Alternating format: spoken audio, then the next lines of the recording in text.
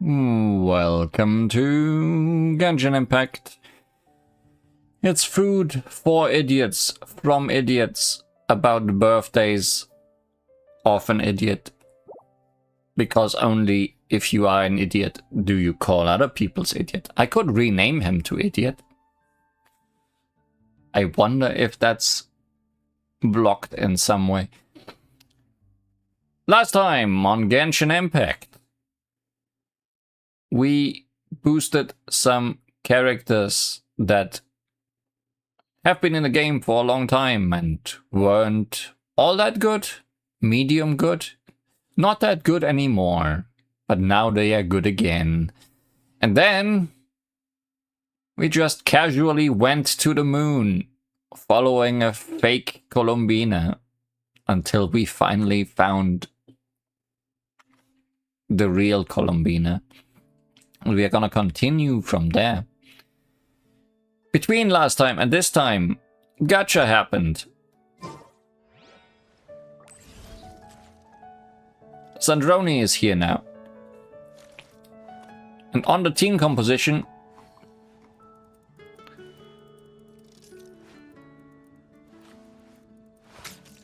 you might realize the reason why I chose to boost Yae and Chi-Chi in particular, because they work perfectly with Sandrone. Lynette is also here. Generally, any Anemo character works well in facilitating the ice and electro combination Sandrone likes in her teams. You can also just use another ice or electro character, I guess, but this is what I'm gonna run with. Lynette's definitely not the best option, but also probably my favorite option. Hey buddy, you're free. How much is Sandrone's DPS? She is not fully upgraded yet. At least her weapon isn't fully upgraded yet. So her DPS is not as good as it could be. I almost decided to run just with the fish today, but then I realized her upgrade materials are available for the weapon today. So I got a few of those at least. And yes, I am free to play. So, let's just continue on and visit the stars. Or be visited from the stars. A weapon or her C1, which is better? I don't know. I did not check. I went for Citlali's weapon instead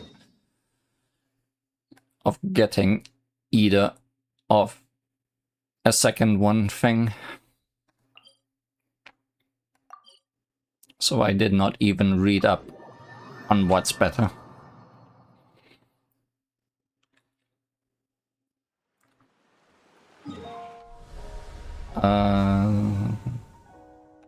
Just teleport me to the correct place, please.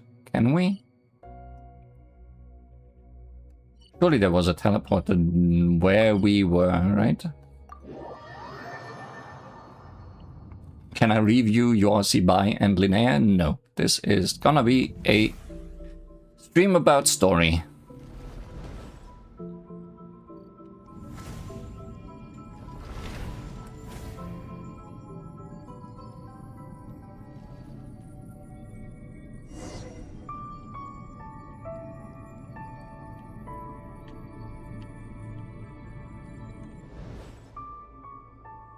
Featuring this big guy or girl. Don't worry, I'll keep you safe. Oh, here's a ton of wreckage outside the Space Lifeform Capture Station. Yes, this place seems to have suffered a serious collision. So we got rammed? Could it have been a creature from space? A ship is more likely, I think. I haven't looked too closely, but it's just over there. You should be able to see it soon. By the way, the terminal you're looking for isn't inside this capture station. It might have been knocked into space as well. This quest is too long. Feels so far it's been just long enough. Nice view of the moon.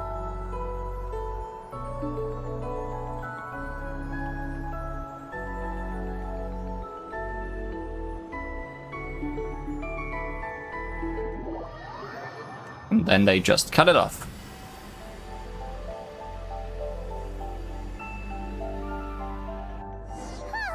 We finally made it down! That was even crazier than falling out of the escape pod! Stay close to me. We're about to accelerate. Ah, not again! How deep are we gonna crash this time?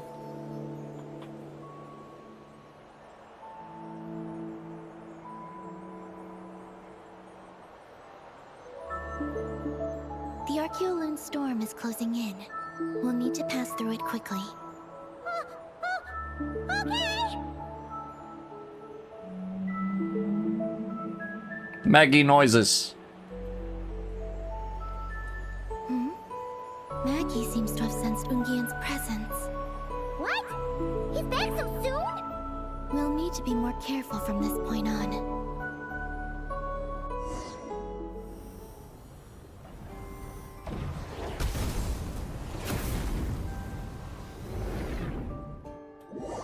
Well, that was... Are we under attack? Is Columbina okay? Let's hurry over and help! That was a quick end to our journey through space. Or at least Maggie's journey. Somehow we got out unscathed. Maggie's been shut down! Those blue areas. Those blue areas are interrupted by gameplay tutorials. The lunar sea contains archeolunar energy in a highly dense liquid form. This is said to be the result of the shattering of a certain sky. Exhaustion builds up under these conditions. Jumps become harder, and you will collapse when this exhaustion reaches its limit. Contain high concentrations of the ancient moon's power.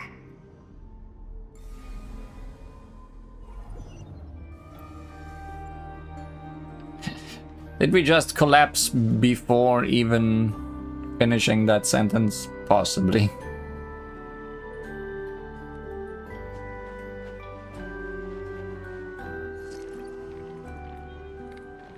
Yep, jumps are certainly harder.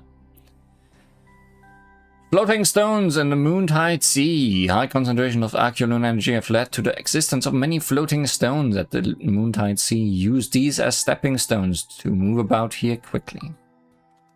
Oh, do those protect me from the bad stuff? Okay. Moonstones, what a time to be alive. Yes, without them, we are dead.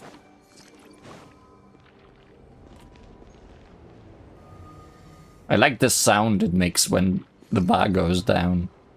It's very low. Ooh.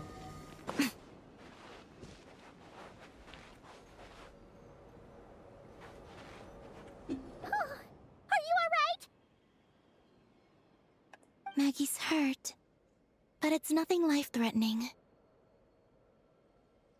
is this happening? Are they supposed to be a couple? Couples do that sometimes. Shooting lasers at each other. It's how they show love. Is this what people call a domestic dispute? Yes, Columbina, you are exactly correct. You know how love works. Where'd you even learn that phrase? Anyway, we gotta stop that guy. You saw it all just now, right? Ungi's the exact same color as Eggy. The only difference is, he's huge. Do you think he ate a few too many Eggies or something? Right.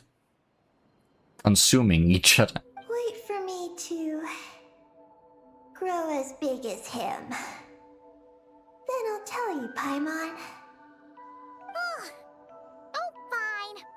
So, what do we do now? Should we fall back and wait for another chance now that Ungi's back? There's no time for that. Yes. The Archeoloon storm is closing in on Ungian's circle, and there are many little creatures living there. You take care of Maggie. We'll grab the ancient moon's fount. All right. But be careful. I need time to treat Maggie. Just keep Ungi busy until I get there.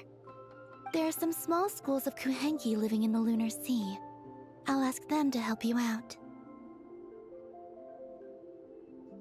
I was wondering what those were. At first I thought it was a swarm of fish, but that would not make sense. Okay, leave it to us. I'll help too.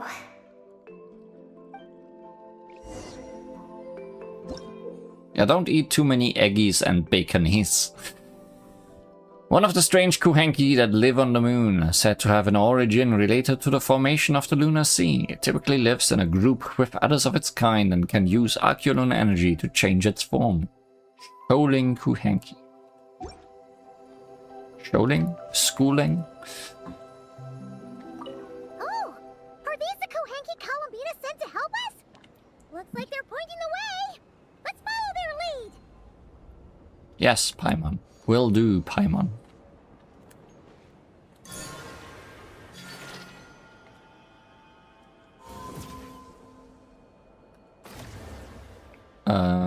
E is what you want from me.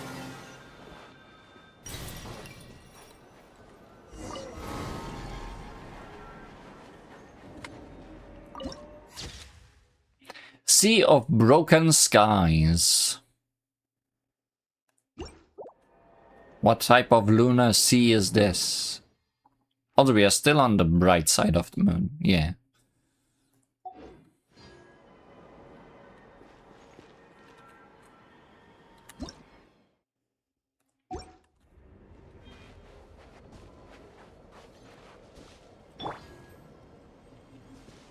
Take a break. Maybe Sandroni does not care about the lunar sea.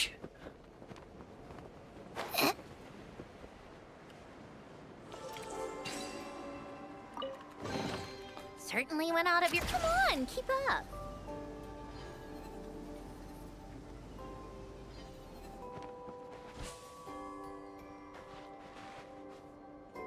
I mean, we could use Kuhenki magic, Take a break. or we could not.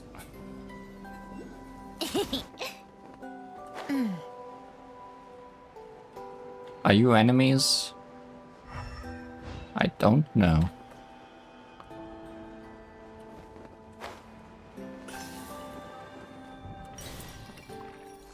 Come on, keep up. Yeah, this is cheating. I'm fine with that.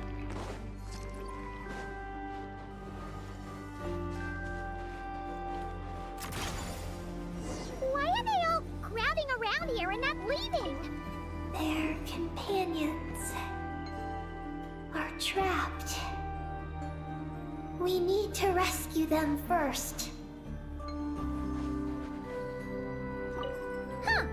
They're stuck together so tightly. It's almost like they're trying to imitate something. Just throw the chest at me. So, what's inside? Not that I care.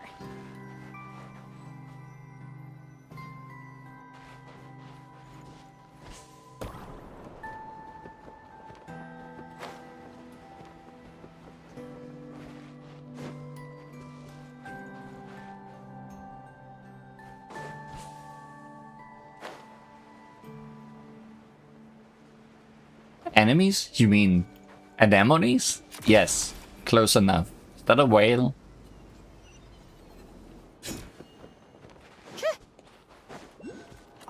That looks like a whale. Is it a lunar whale? I've heard of those.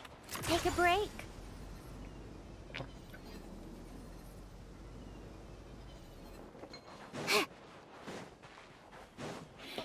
So what's the goal right now? Rescue the trapped scolding Kuhenki. Are we just doing this? Feels like it. Yep. Let the physics objects struggle their way out.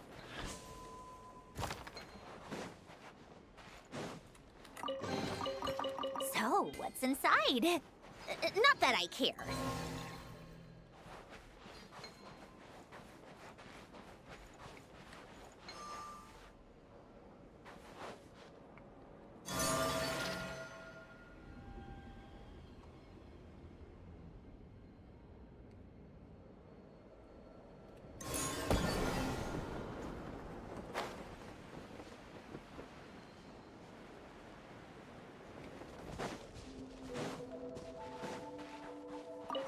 Do you think they could carry us across if they imitated those jellyfish?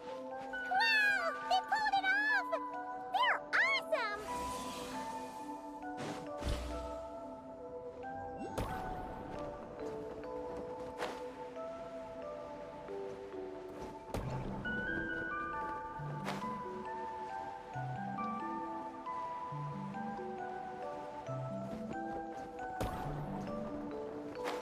Don't think real jellyfish are nearly as bouncy.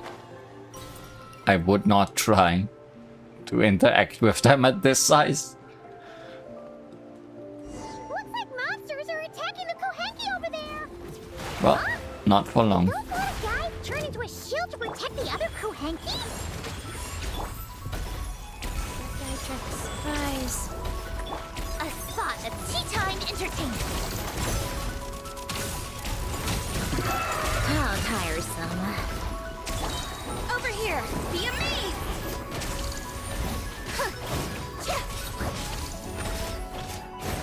Emerge. Right here, a sight to behold. Right now. Right here. Come on, keep up.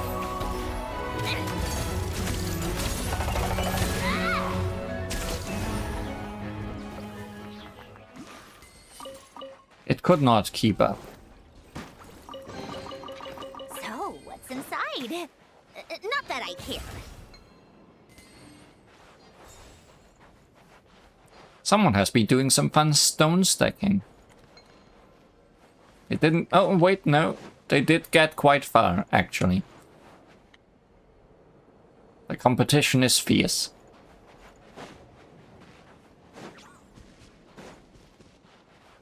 I don't know if that counts as a whale.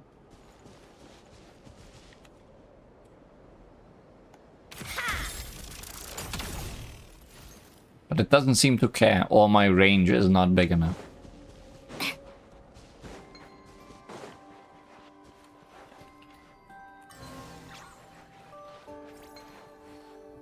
Oh, hi! The school of Kohenki can mimic jellyfish. Do you think they could mimic that whale over there, too? Whale confirmed. They can! Ah, these little guys are amazing!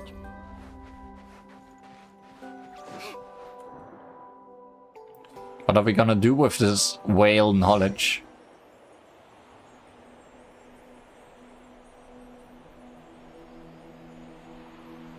Can it see us? Will it shoot down the whales?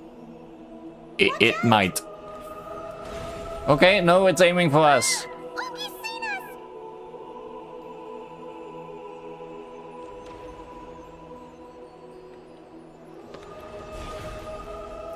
It's aiming badly at us. That was close. We did a great job completing our mission. Whoa! We've got Ungi's undivided attention. He's definitely tracking us down now, so we gotta be super careful moving forward. That was the closest shot it got.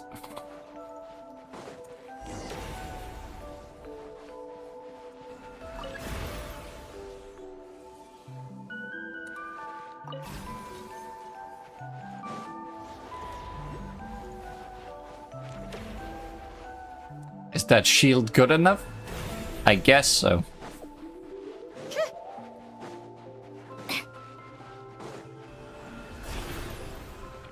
Oh, good. We can't jump there. But we can cheat. Cheating is always better than jumping.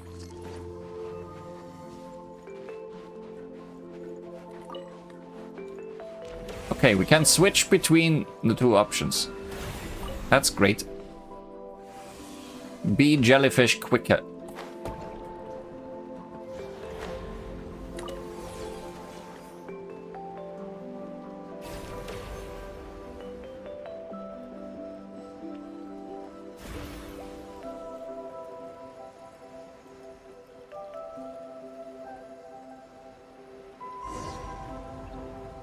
Look! Columbina's back! She's covering us! Maggie's counterattacking! She shoots! She's Now's our chance. Charge!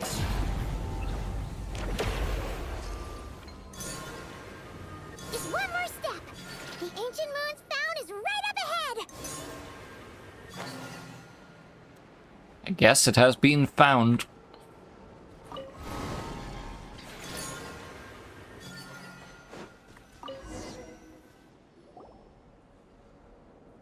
We finally got our hands on the fount. That's mission accomplished, right? End of quest. I sense there's information I need in here. So, you don't just absorb data from terminals? Because this looks like it formed naturally. No, it's artificial. I can feel it. Oh. Be careful then.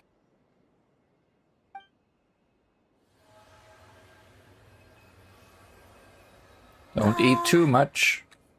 Just as I thought. Can't be good for your stomach. This is an energy entity created by a researcher named Lusalim. Who? Ungian and Maggie's student. Likely also the one who left the message in the terminal. This lunar sea once used to be Lusalim's Lunar Veil Laboratory. Almost good at alliterations. Lunar Veil Laboratory? What's that supposed to be? It's a grand project meant to hide the moon.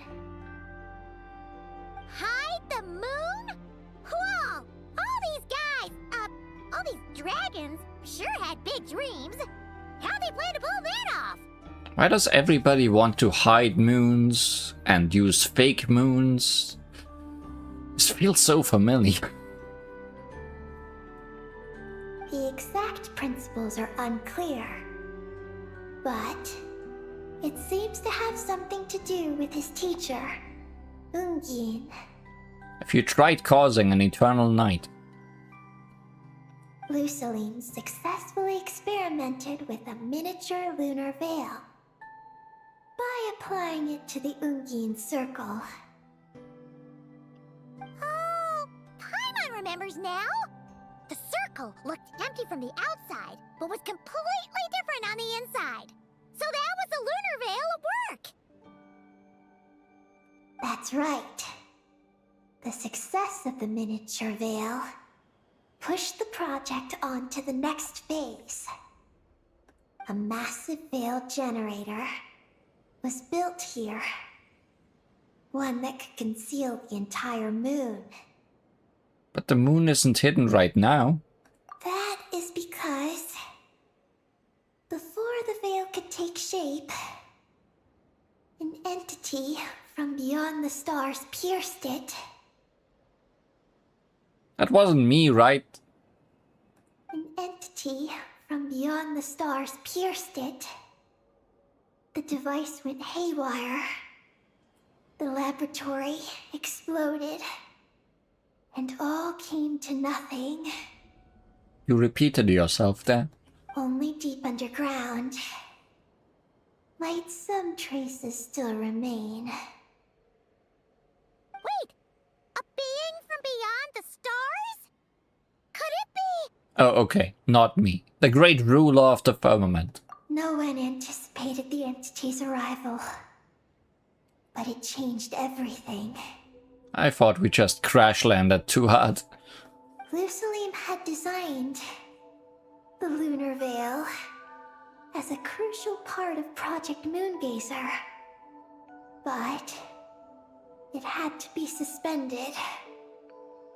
So, what exactly is Project Moongazer?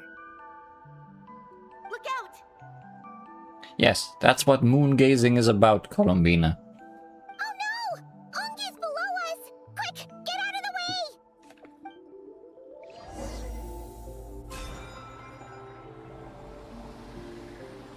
Second Mega Kuhenki. Ungi. I don't like that you have a life bar. It's Calabina and Maggie! They're here to help!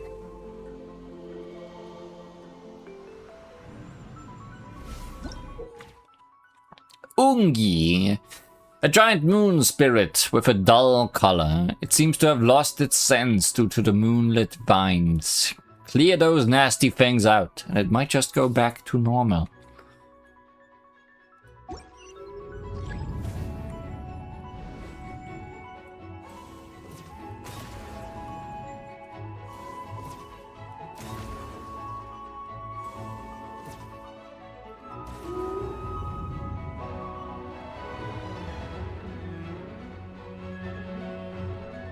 Has Ungi gone crazy?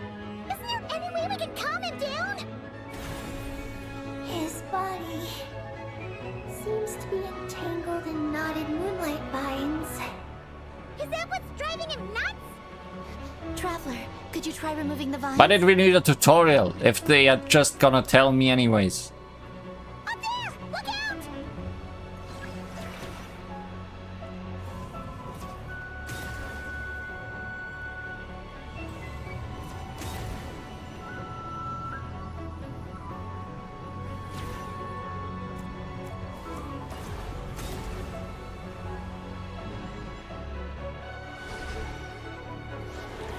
Looks like he's planning a huge attack!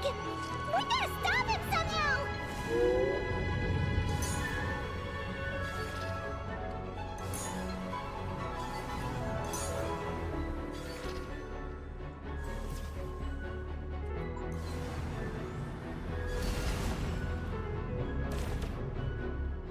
Looks like it's working! Come on, let's get rid of those vines! I've got you. Have you?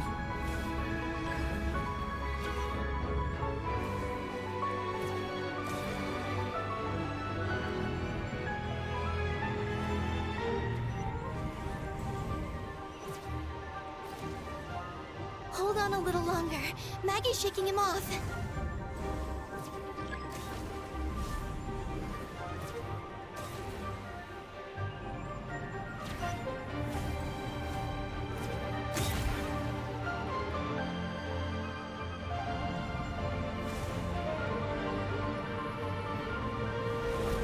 Here's our chance.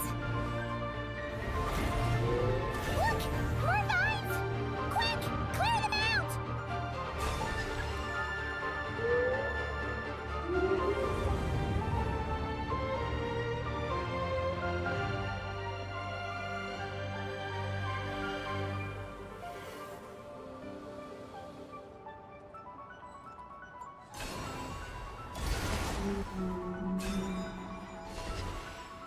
I feel like I got slapped there.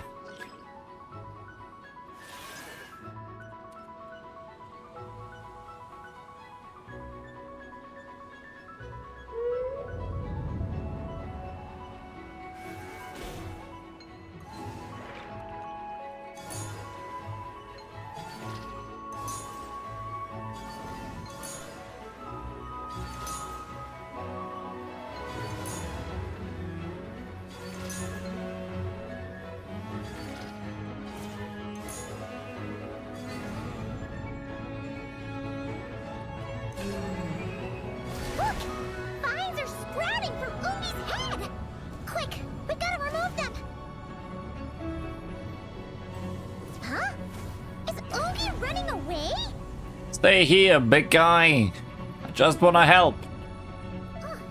Where'd he run off to? Down below.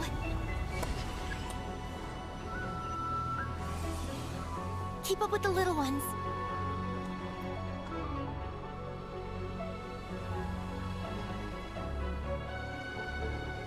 I wouldn't call them little anymore.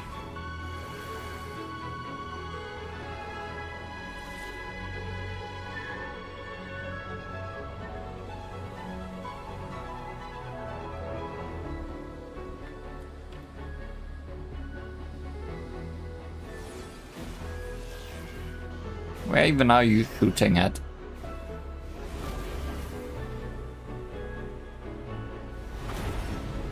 There's our chance.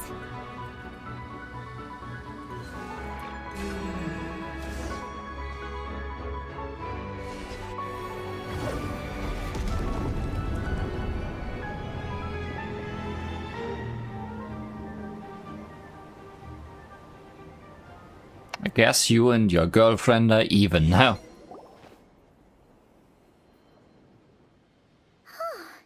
Ungi seems to have calmed down. So, were those vines the real culprits all along?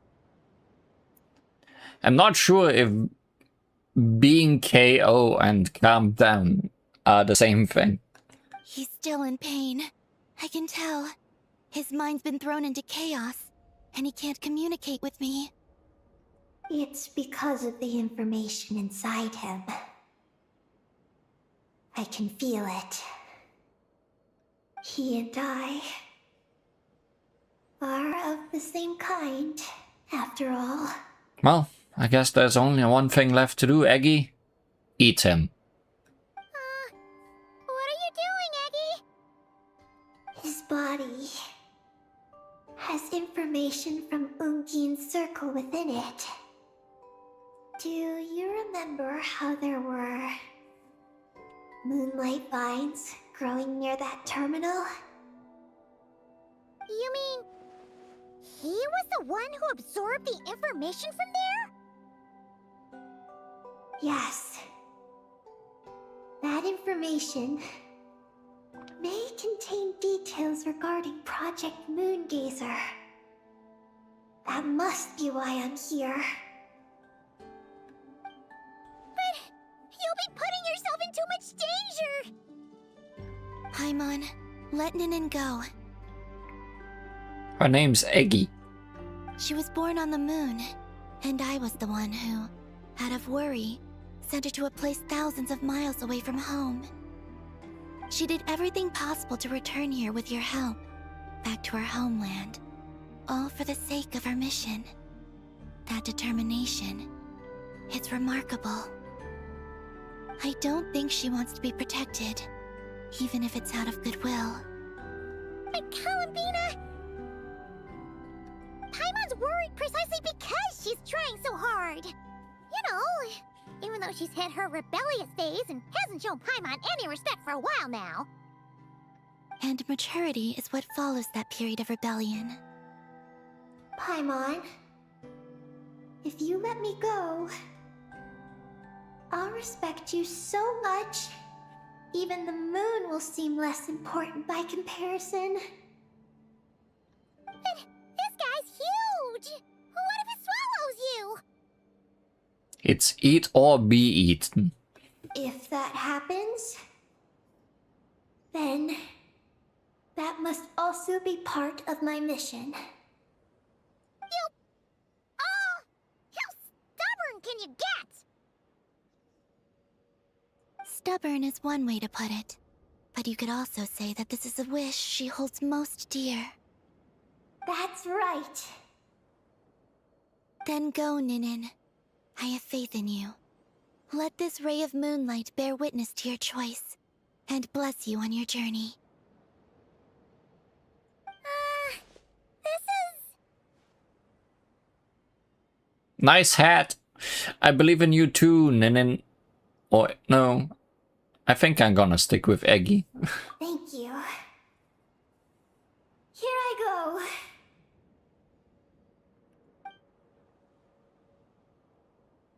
Om nom nom nom nom. Come on, Eggy! You'll get through your rebellious phase! Paimon knows it! I can do this.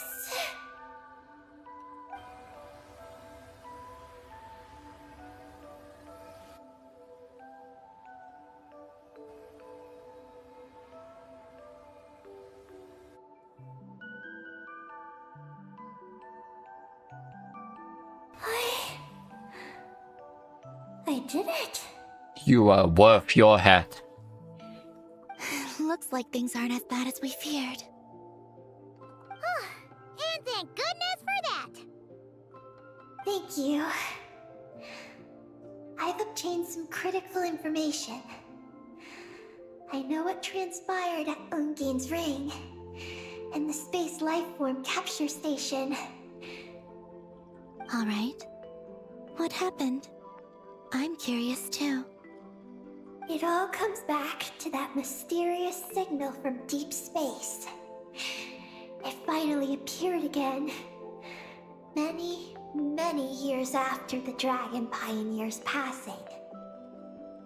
But, even so, the Moon Gazer Tower he designed, the Eye of Ibni Bellum, captured the coordinates of that second signal. Wait, he finally did it? Awesome! So, where did the signal come from? From the depths of space. Far, far away from the moon. So far away that the spaceship could barely reach it. And even then, it would lack sufficient energy to return. But Ungien, the life scientist, chose to pilot a spaceship named Moongazer and set out for those coordinates nonetheless. Wait, did he go cuckoo or something? Or was he not planning to come back? Perhaps it was enough for him that he'd be able to decipher the signal. And at that distance, he might have been able to transmit his discovery back. So, what happened? He disappeared into the sea of stars. And the dragons did not receive any messages from Moongazer thereafter. Well, guess he failed. So, he failed. Guess so. No. Years later, the Space Lifeform Capture Station was suddenly ramped by an unknown object. After emergency repairs were complete, the researchers discovered that the object that ramped the station was a cloaked spaceship. Cloaked? Like, invisible? Could it have been... Yes, it was the Moongazer. Though why it was cloaked is a mystery. Ungein's wife, Magi's, was the first to enter the spaceship. But she only found a round, black, spiky creature inside. Space does that to people.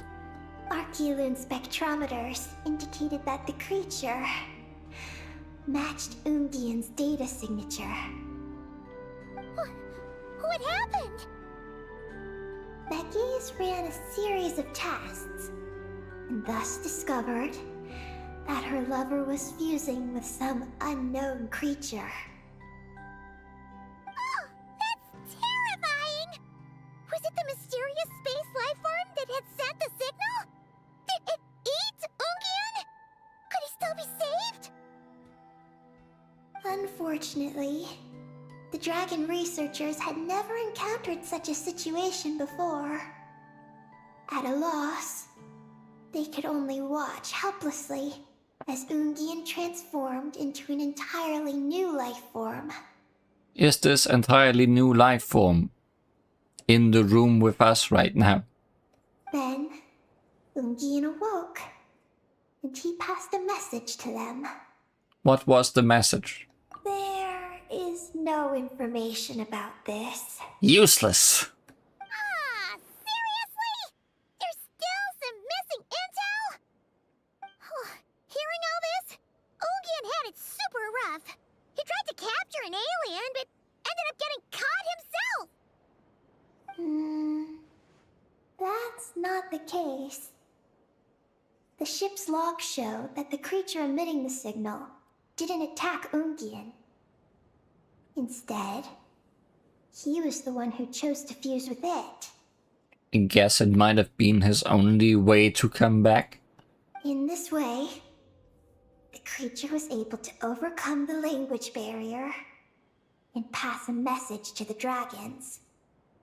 What a surprising turn of events. It seems that message may be the key to understanding Project Moongazer. I'm getting more curious about what it is by the moment.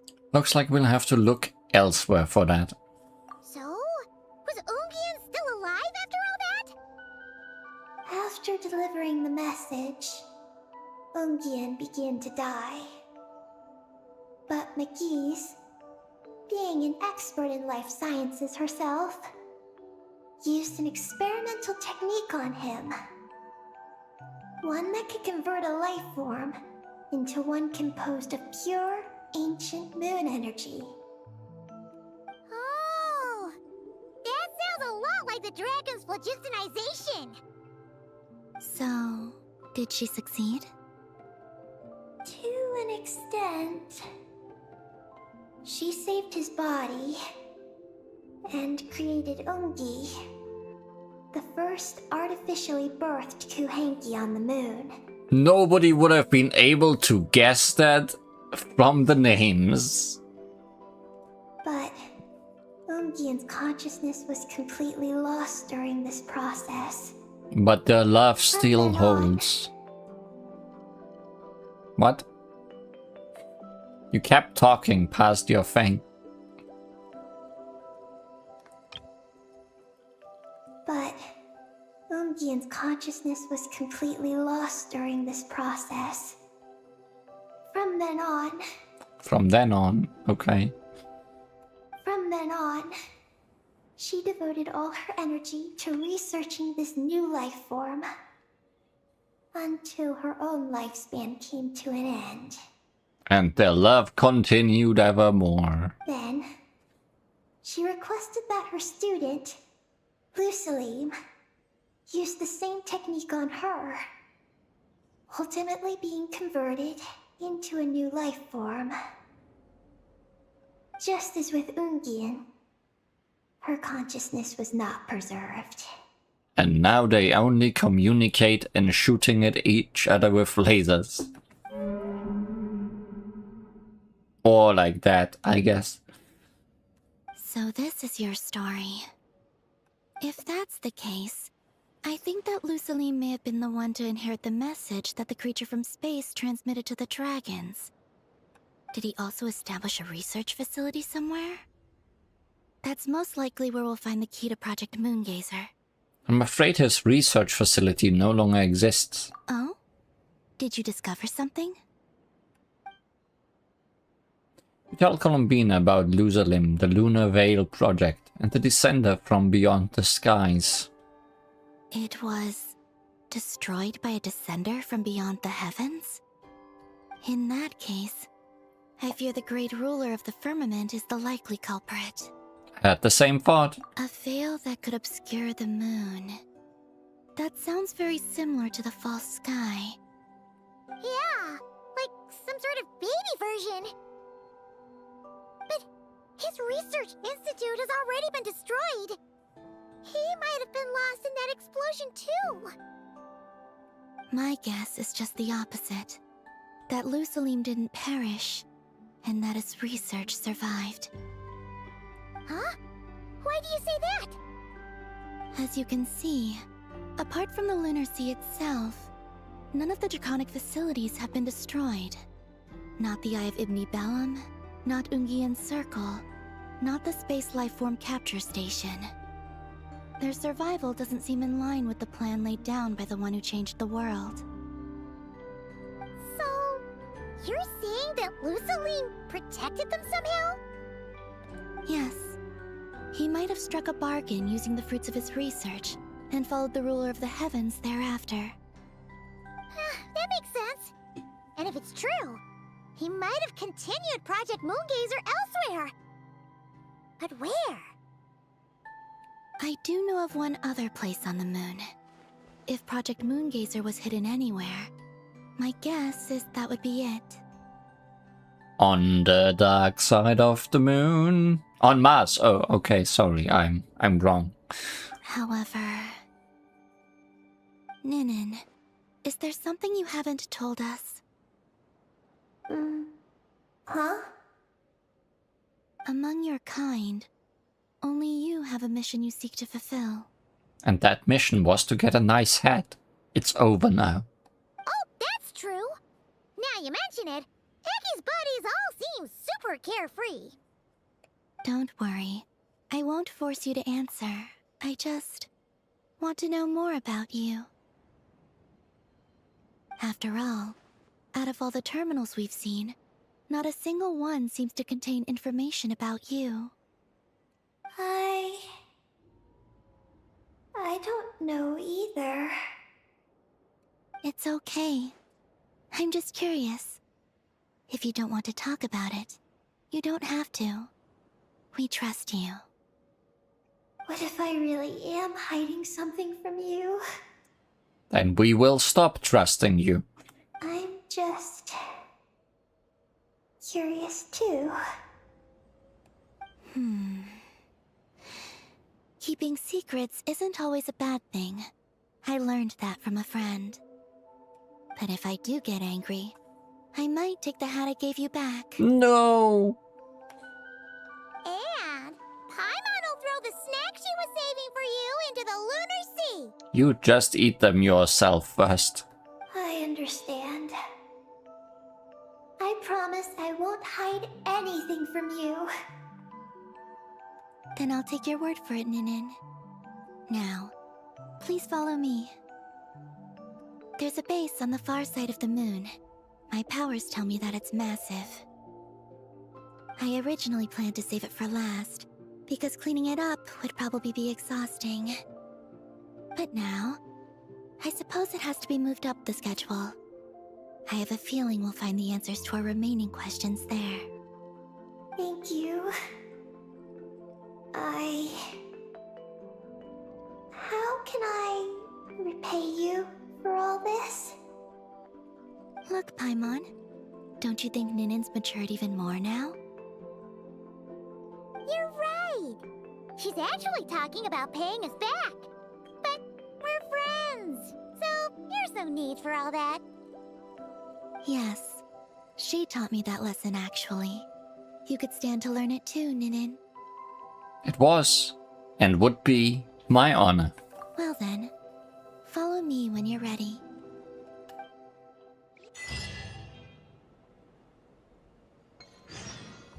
Was that achievement there can only be one moon? Because that's factually wrong. Yeah, no. There's so many moons. Even in the real world.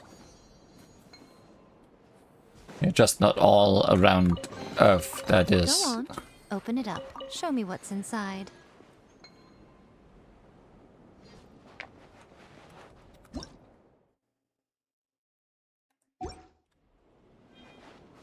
Are you ready?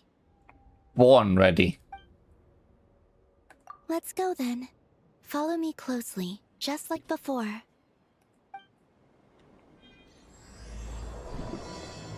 Act 3! Project Moongazer.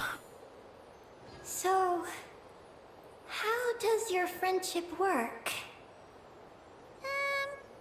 We share tasty food with each other? Yes, and Paimon has wonderful taste in food, especially in snacks. We also often chat and play games together. You know, in Silvermoon Hall. I remember that place. It is beautiful. And there are other Kuhenki there. Though I neglected to make friends with them. That's because you had your mission on your mind and nothing else. It's okay, though. We'll just get Columbina to introduce you once we're done. I can do that.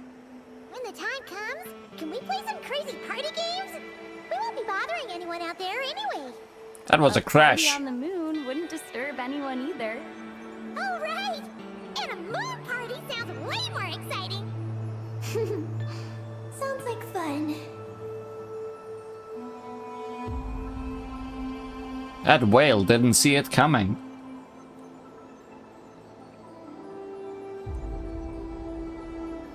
Also, is that like a border between the near side and the far side? Look! Looks like there's something up ahead! We're almost there.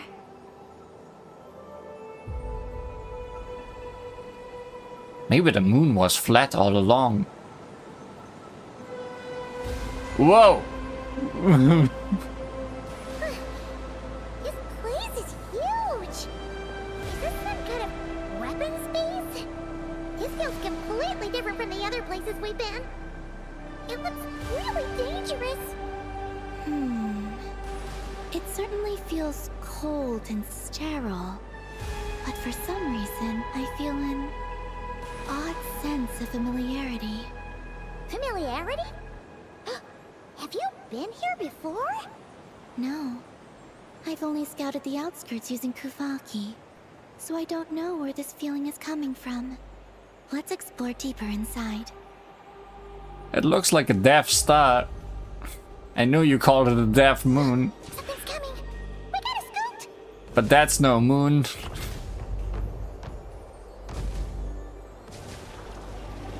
Getting caught in those searchlights will probably trigger an alarm or something. We better avoid them too. So many searchlights! Quick, follow the crates to avoid them. There are crates blocking the way up ahead. Don't crash into them, all right?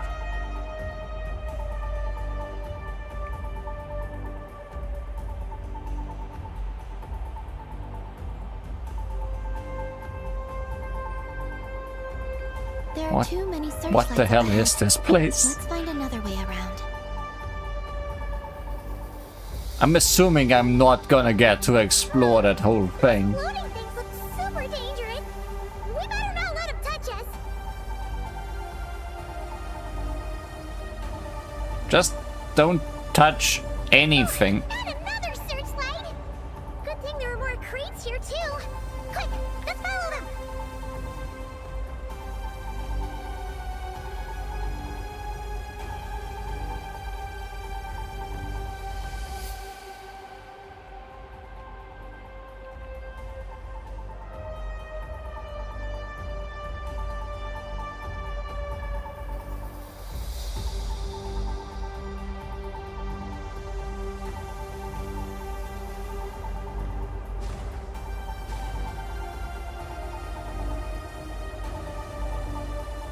Combina. We. The searchlights have us in their sights. Yep. Let's speed up and rush through. Well, they know we're here now. Is that the entrance?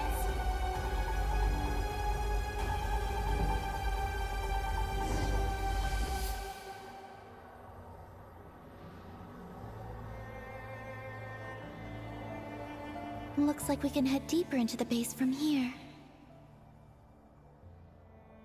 Who would have thought this base would still be operational? This is crazy. That's Dragon Tech for you. In that case, let's not disturb the fruits of their labor.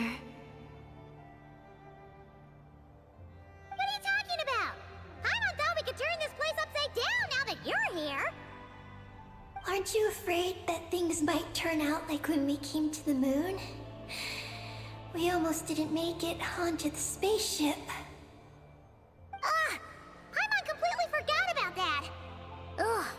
Seriously, why would a base even have a self-destruct system anyway? Guess we'll have to keep a low profile, just like old times. I hope the moon doesn't have a self-destruct system. This chapter, whatever, feels less and less Genshin by the minute. So sci-fi. I mean, starting with finding out that we have a spaceship ourselves is when things suddenly started feeling very sci-fi. Like, I was of the strong opinion that we just flew or teleported here to this planet. Yes. To be honest, I'd like to know what's inside too. And sneaking into my own home is quite novel. But yeah. Also, now we're here. That strange sense of familiarity is only growing stronger. On fantasy space horses, yes. Yes! Space seahorses. Surely it must be.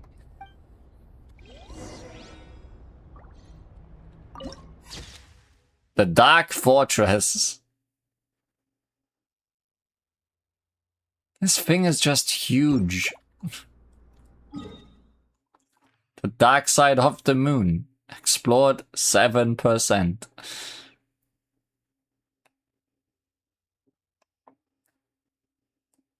Great. Very friendly looking.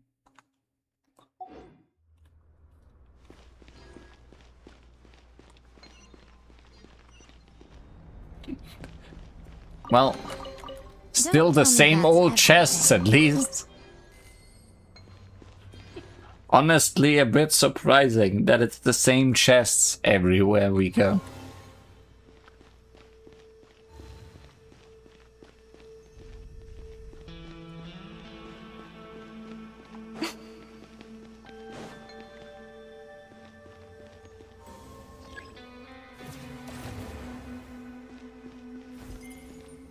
Front hall.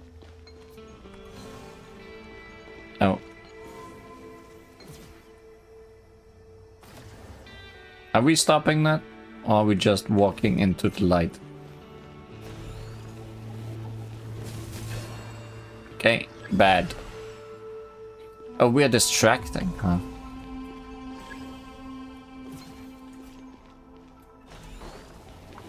That was not distracting. Oh, never mind, it worked.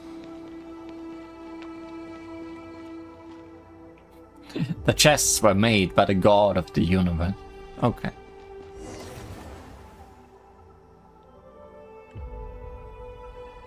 Great! Here's another terminal! It's kind of weird when Genshin gets more sci-fi than Star Rail. Your time to shine, Eggy! Terminal activated. Requesting base data. Base data acquired.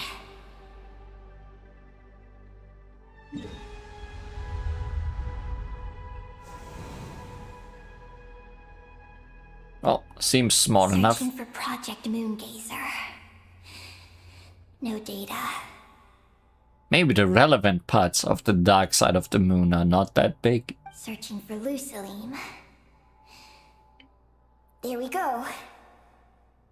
I've located Lucilim's research lab. It's inside this base. Haha! Jackpot!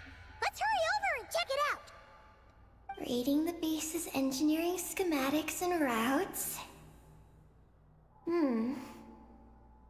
We just need to keep going forward. And we'll get there. Any other intel? Retrieving other data. Huh? The Lord of Darkness, who returned from the Sea of Stars? Doesn't sound very interesting. Who's that? The data indicates that the existence of this base stems from the will of this Lord of Darkness. Great. That sounds inviting. Its construction also dates to a much later time than any of the other facilities we visited. Its bottommost levels lead to the moon's core, into which a fissure has been carved. An endless stream of ancient moon energy surges from the fissure. It's what powers the space. Its purpose was to turn the moon into a space-based weapon. Okay, so it is a Death Star. Space-based weapon? Wait, is this Lord of Darkness? It's probably the returning Dragon King Nibelung. So the Dragon King returned?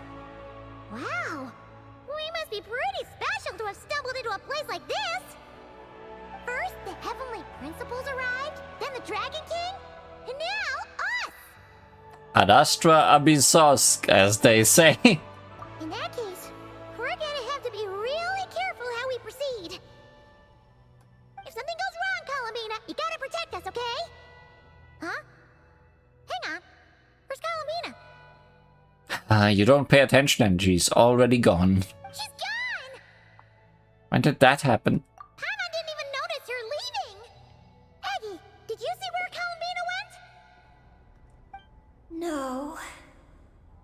was extracting the data from the terminal. Oh no! The one person keeping us safe just disappeared! Is this place haunted or something? Knowing Columbina, she's just gonna pop up and scare us any moment now. Columbina wouldn't leave without saying something. There must be some reason for this. Something related to Eggy, perhaps? No. She was reading the data on the terminal. Could it have been... Also, now we're here. That strange sense of familiarity is only growing stronger. Columbina's disappearance might have something to do with that sense of familiarity she mentioned. What exactly is hiding inside this base? A second Columbina. What do we do now?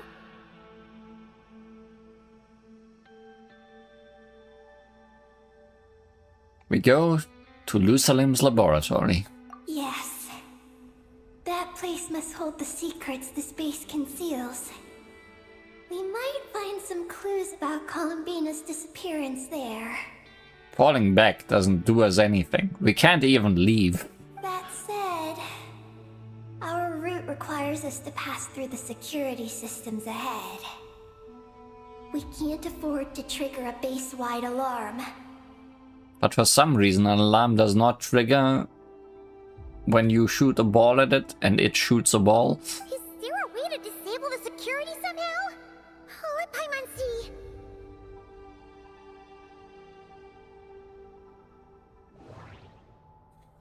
I'm observing. The blueprints show that the security control rooms are on the second floor of the left and right wings. The blueprints show that the security control room... That route over there leads to Lusalim's lab, but we gotta find a way to switch the security out first. Looks like there's been a cave-in. There's no way through. Looks like this room leads to the second floor. Well, that's where we are going. Looks like we need to reach the second floor through the room on the left. That's where the security control room is. Not a single stepladder in sight. How about we find a way to sneak in and check it out? That's no stepladder, that's an elevator.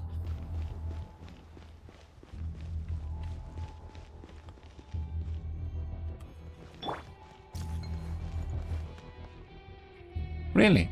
Be careful. Wouldn't have guessed.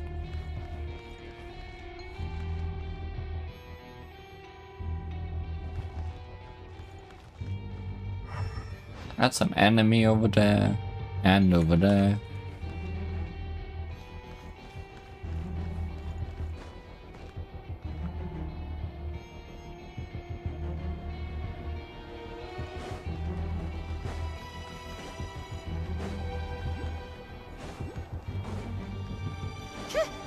I'm just very good at this, apparently.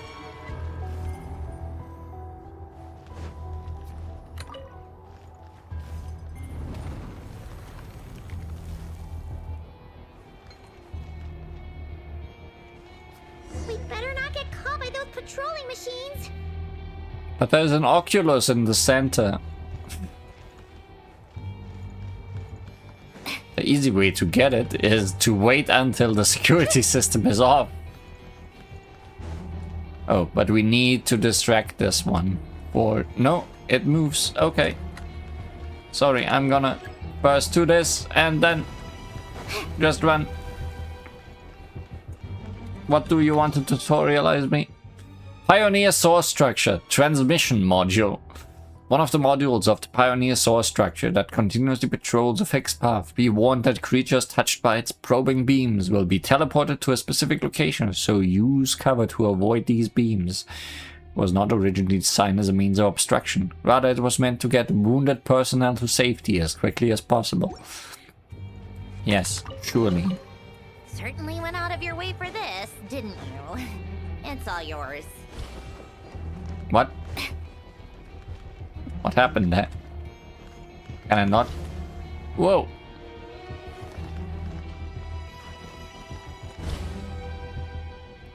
And not pick that up. Okay. Certainly went out of your way for this, didn't you? It's all yours.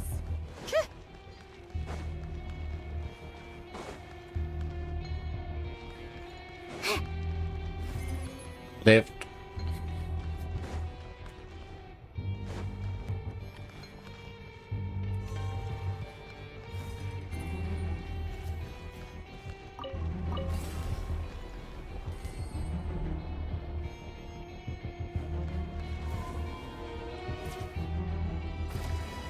Okay, can't do anything with Orb. It's a guard Oh. machine.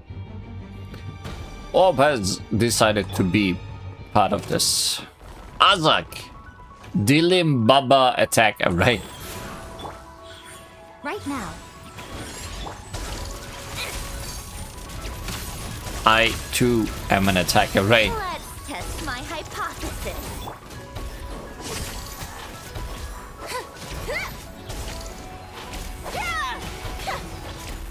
Zip on up. Show them. Right here. I'm always watching. Emerge. Right here. Go.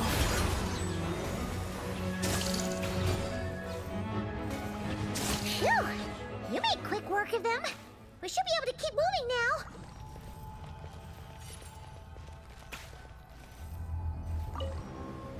now. Going up.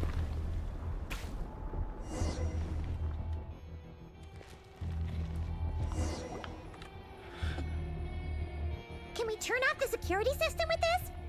Also, I'm realizing I need to change Chi-Chi's artifacts because they create water elemental things, and that's not good for what I want to do. I mean, it was nice freezing that enemy.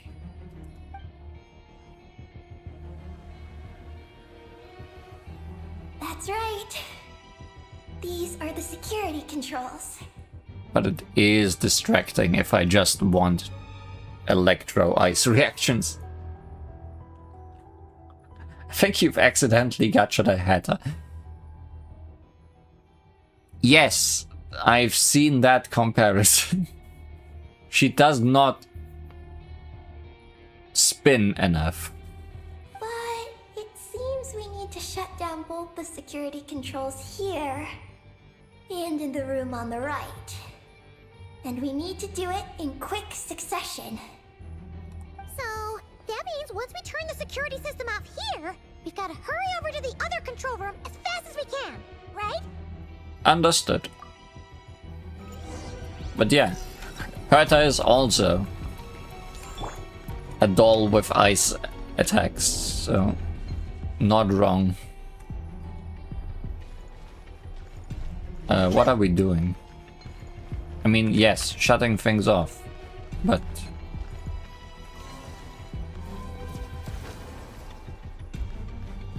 that does not shut things off. There are patrol machines up ahead. Be careful now. I'm always careful by exploding the things behind me. Looks like everything in this room's been buried. And unbury them.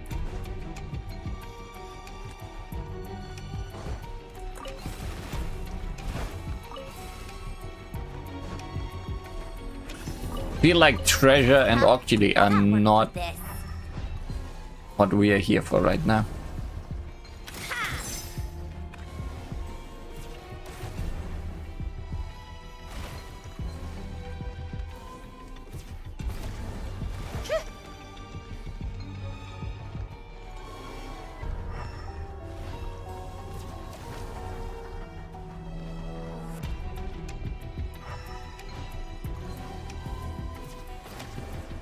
There it is.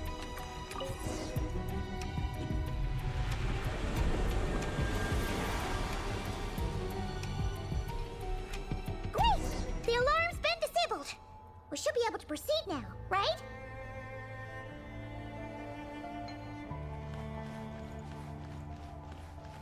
She says it's all yours there. Was that something Herta said? Might have been. Anyways, now we can get all our stuff. So much stuff. Wait. Well, I turned off some of the ones down there, but not all of them.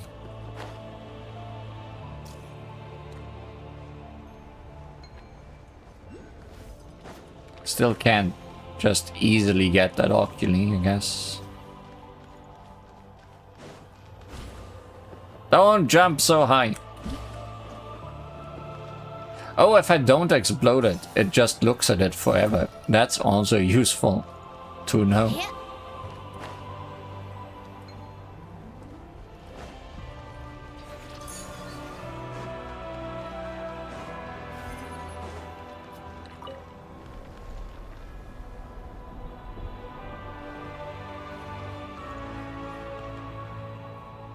Oh yeah, when she throws her big diamond.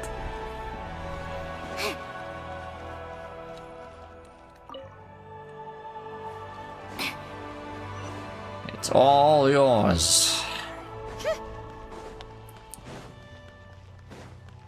This is all mine.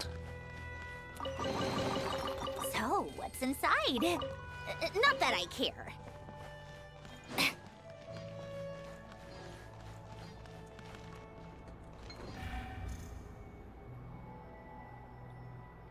What is this place? The security feels even tighter than before. Shocking. Turning off the security makes the system think it needs to have more security. Material transport channel. Moonhole, what a time to be alive. I should have been hiding below those, right? That was the plan. Use them as a shield from above.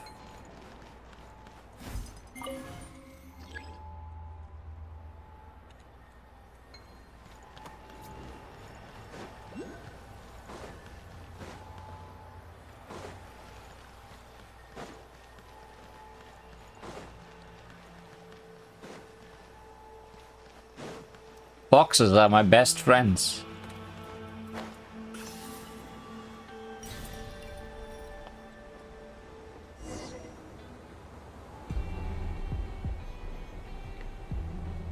Oh no, we've been spotted. Meanwhile, orbs, my enemies.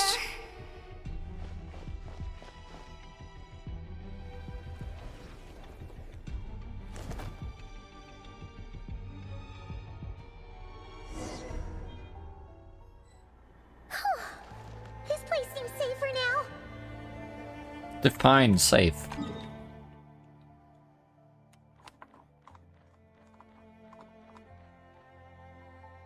That's the moon hole, I believe. It looked so small because I was super zoomed out. No entry. Explosion. Huh? All that work for this.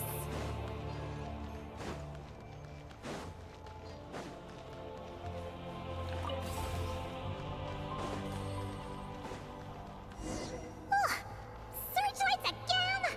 How are we supposed to get past? Can we use something to create blind spots? Yes, we can. We have been doing that. More boxes, I heard.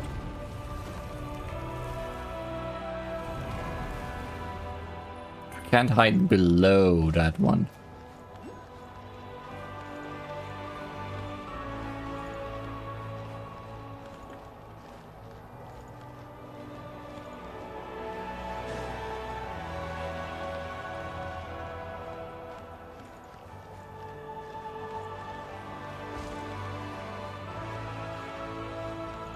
We might have to now.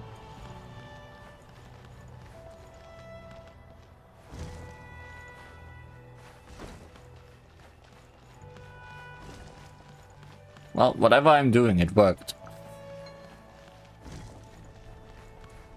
Oh no, music. Give me.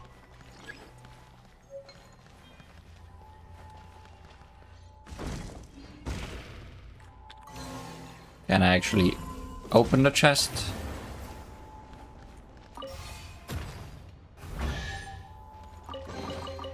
Certainly went out of your way for this, didn't you? It's all yours.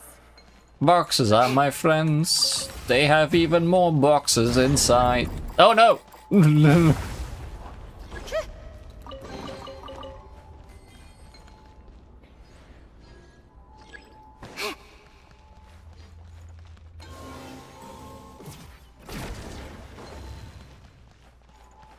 Bad boxes.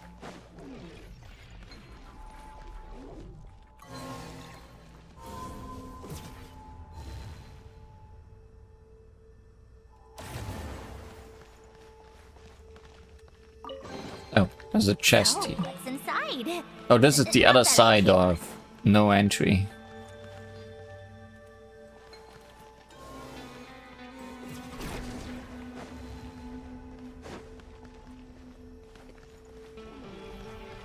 Can I?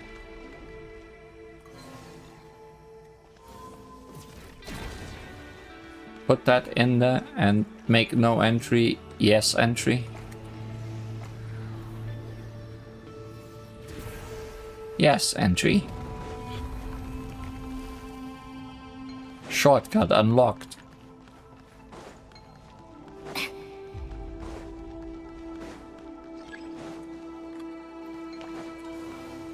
Blow a hole in this wall. So many chests, just... Huh? All that work for this?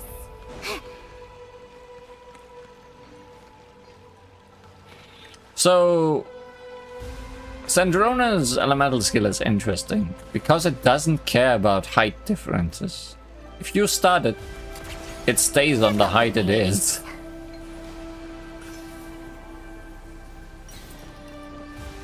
Which is very useful.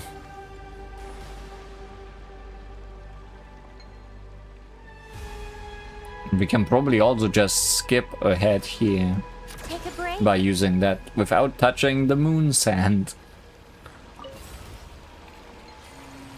Without me having to figure out whatever puzzle there might be.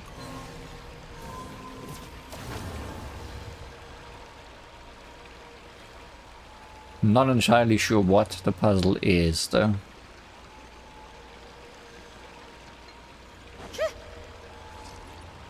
I guess you can just run these distances if you really want to.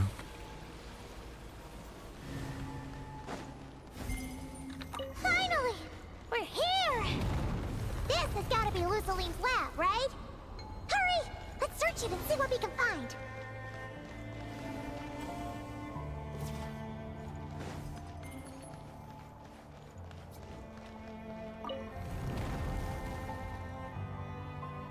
Close.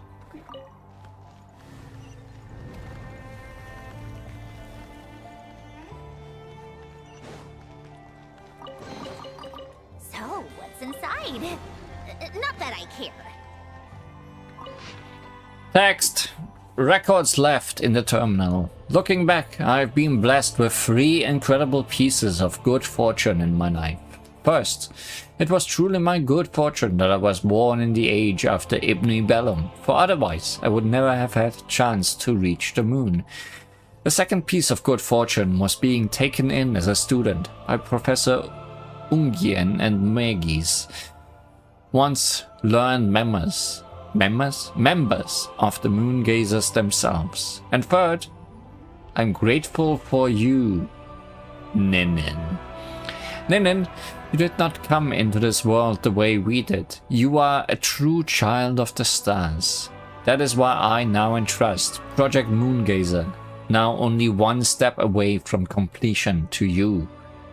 And that final step is life, information and memory must be given away to be inherited and to circulate The power of the moon's origin, granted to us by the moon goddess, is enough to make this possible. I will not live to see the project completed, for I have sinned against dragonkind. I capitulated to that terrifying sovereign who was not of this world and surrendered the precious results of our research, and I do not intend to escape judgment. Is that how she made the false sky? By working on top of what you already created? But you know very well why I made that choice. You know what it was for. I had my own mission to fulfill. Now I believe in you more than anyone. I believe you can finish walking the rest of the road none of us could. From now on, everything that follows, I place in your hands. I hope that when I'm gone, I can journey into the sea of stars. There, I would leave behind a few drops of tears, like cups of wine raised in tribute to my teachers. Then, I would gather a few stars and set them beneath the curtain of night, to form a single line that says, "The dragons were here." But who is this Ninin? Never heard that name before. Now if it said Eggy. So, what's inside? Not that I care.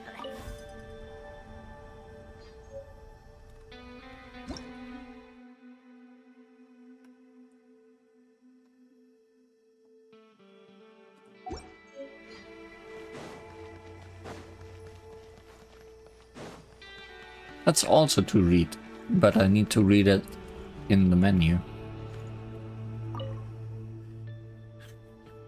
So many different kinds of reading. Records left in terminal. To the chief architect of Project Lunar Veil, the designer of Ninkigia's Game of Life, the executor of Project Moongazer, my father, Lusalim, I record your contributions to Project Moongazer. Okay.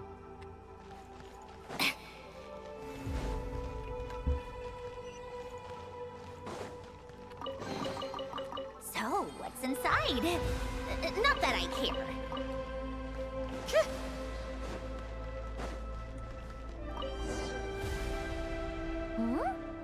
This thing looks like it still works.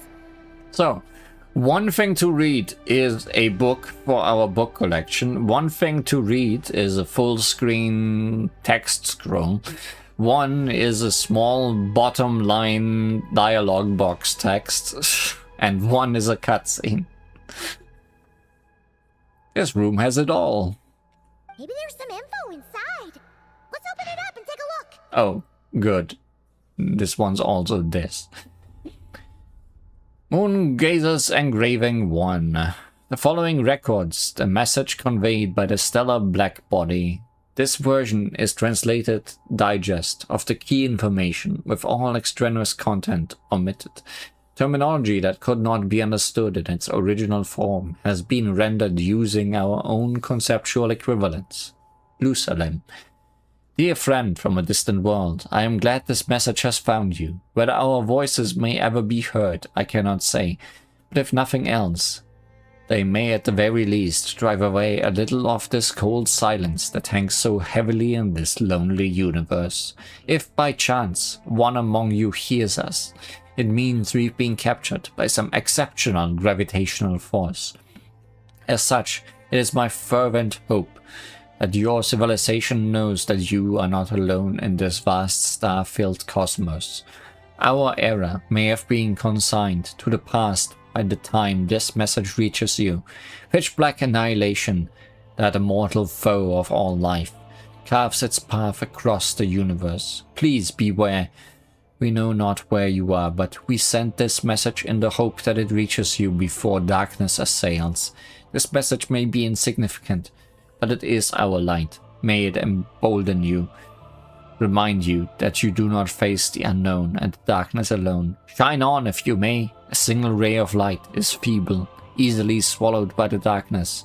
But as long as another shines out before it can fade, then one day there will surely come a ray of light that pierces the night like the dawn. To my daughter, Ninin, the key from The key form of assistance the moon goddesses provided to our plans lies at the lunar core. You can reach this place via fissures, so do not forget to go there. Is this the message that the creature from space sent to the dragons? I see. So, that's how it was. So, Project Moongazer was meant to send this kind of message back out into the universe? If that's all there was to it, couldn't they just have used the Eye of Ibn Bellum? Did Paimon miss something? Hang on, she's gonna check again. Huh, what do you know? There really is a footnote at the end. To my daughter, Ninin. Ninin? Wait, so you're Lusalim's daughter, Eggy? Wait, then how'd you end up like this? I don't know. I don't have these memories. Why don't I have them? I mean, Ongi and Maggie also turned into something like you and lost their memories, so we need to go take a look at the moon's core. But what about Columbina? We still haven't found any clues regarding her disappearance. That might also be connected to the moon's core. Oh, right. That familiar feeling she mentioned earlier must be the core, right? Come on, let's check it out. Okay, that was Moon's Engraving 1, so volume 2 is a lot of text. But we never read anything else, and this seems interesting, so sure, why the hell not? Note by Nin Kigia. The following is a verbatim translation of the first message received. It is intended solely for research purposes.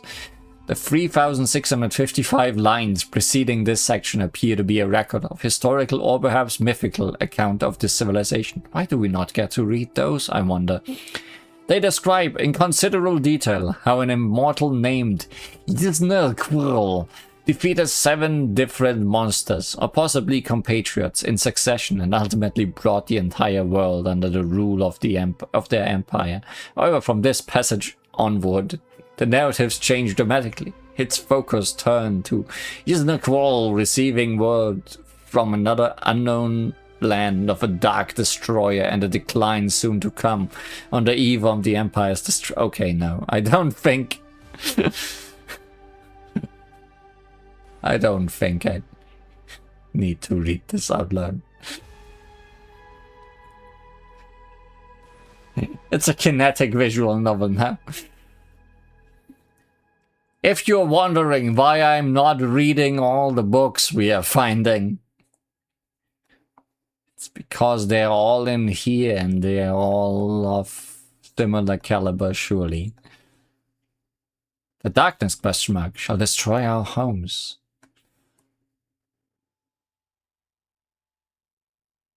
Whether the civilization represented by the stellar black body was in fact the empire of the immortal Yznirquil cannot be verified. It remains possible that this was another civilization that has tragically since fallen, one that received the warning sent by Yznirquil, but was still unable to escape its destiny in the end. This game has so much lore that we are never gonna learn. I like music. In fact, I've taught myself to play many different instruments. You don't believe me? Find me a piano, and I'll show you a thing or two. If you want to see her play the piano again, go watch the gacha video. Because indeed, she can play it.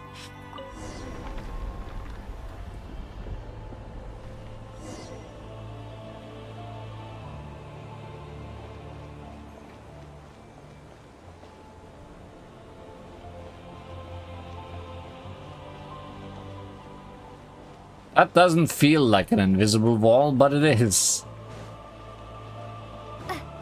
Okay. Interesting. Sure.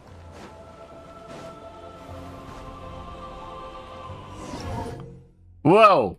Hypergravity state. Supergravity will make it hard to move. Try to overcome its effects. Is it hyper or super now? You have to choose. What's going on? Paimon suddenly feels so heavy. The music does too. Why anymore?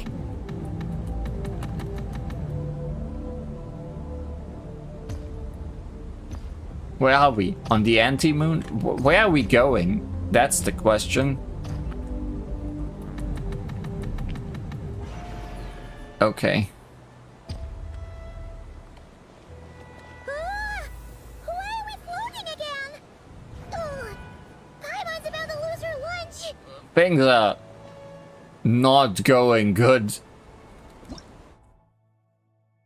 Gravity? Anti-gravity. Bad. Bad for the stomach.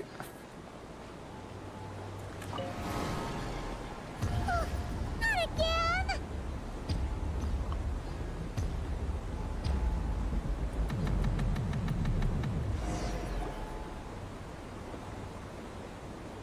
Aye.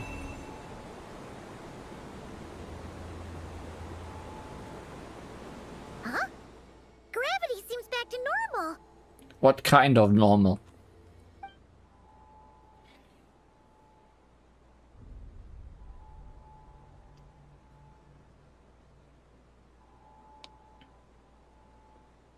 Columbina, you're back. Was it you who fixed the problem just now? Talk about perfect timing. Oh, we were so worried. Where'd you go? Are you alright? Are you the real Columbina? I'm sorry. Okay.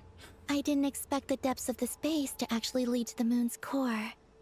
It contains an extremely high concentration of ancient moon energy. When I suffused this base with Kuvaki, I accidentally came into contact with it and was swept into the moon's core.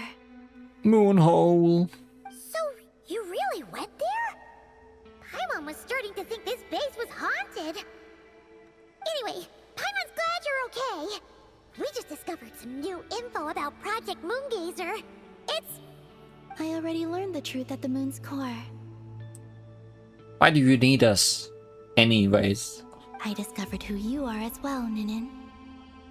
It seems that is where my mission lies. Please, take me there.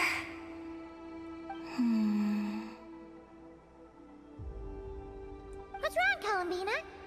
You look like you don't want her to go there. The truth is, there is no core. The moon is empty inside. Ninin Hollow. cannot survive within the moon's core. But can her hat? But I must complete my mission. Yes, but it does not wait for you there. What? Your mission isn't to be accomplished at the moon's core. Rather, it is to be found in the place where everything began. You mean the Eye of Ibn Bellum? Yes, your mission is to activate Project Moongazer within the Eye. That requires a data key made from the ancient moon's power. I can journey to the moon's core once again to retrieve it for you, but it will take some time. Are you asking me to return to the Eye and wait? Would that be all right with you? No. If I can't get the key myself, I'll wait for you here. If you don't come back, I won't leave. I want to stay here and wait for my friend to return. I understand. Thank you, Ninin. I'll be right back. I'll go with you, Columbina. If you insist. I always do. Hang on! What about Eggy? Are we really going to leave her here all alone? Paimon, you can stay. Don't worry. I sent a message to Moggy's, and she's on her way. As long as she stays here, there's nothing else in this base that can harm her. Oh, Paimon's still a little worried, though. Maybe she should just stay here and keep Eggy company. Huh? Don't you want to see what the moon's core looks like? Yeah, but Eggy will get lonely here if we leave her all alone. She's also Lusalim's daughter, which is, well, something she only just found out. News like that always takes some time to digest. And it's not easy to handle. What if she starts to overthink things and runs off somewhere dangerous? So, Paimon's gonna stay here with her and wait for Moggies. Just make sure to come back and tell Paimon what you see, okay? Thank you, Paimon. My estimation of you has gone up once again. In that case, Paimon will increase your snack allowance by 1 share. Now, it's 3 for you and 7 for Paimon. Paimon acting like a big sister. How quickly they grow. Why so surprised? Paimon did watch Eggy grow up, you know. Alright, go on. The sooner you go, the sooner you'll be back. Don't make us wait too long. All right. Traveler, come with me.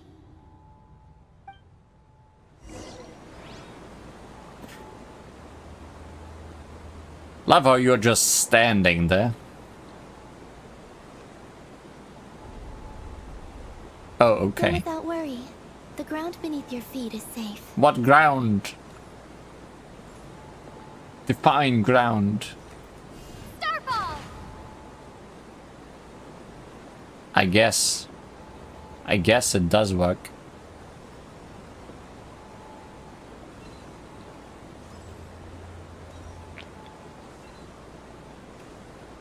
The finish line is down below. Don't be afraid. We'll go together. Oh, just drop the ground. Oh, never mind. Lee of Cyrene.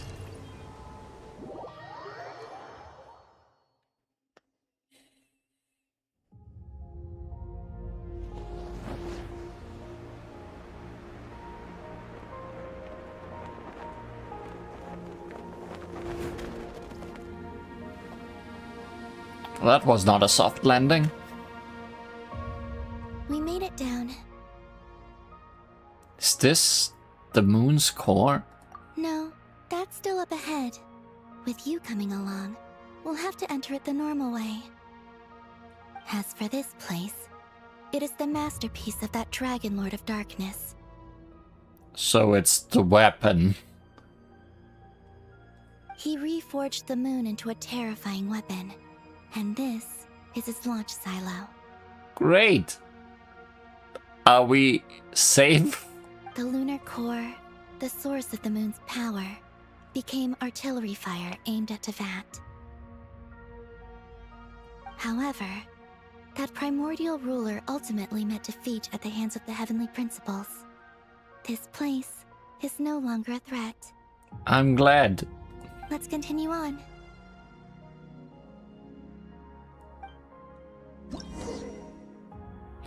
Circular gravity state. Inside the launch tubes of the space-based weapon, gravity is not exerted from the ground, but by the inner walls of the ring-shaped launcher. Interestingly, stamina is consumed at much slower rate in this area.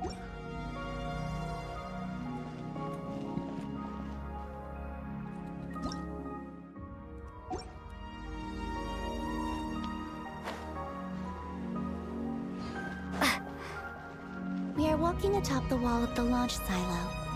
You've probably noticed that the gravity here is a bit off. It seems there are devices maintaining this facility.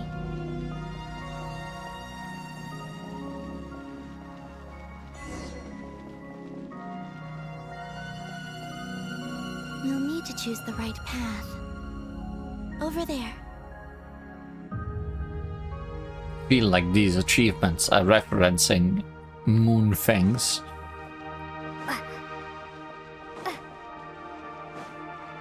Notably, there's holes in the hole all over.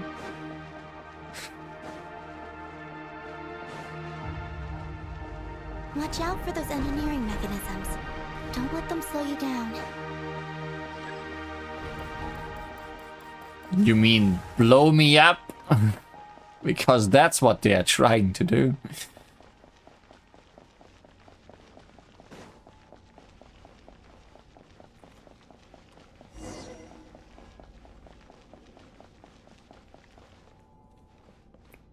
I mean, over there, I guess.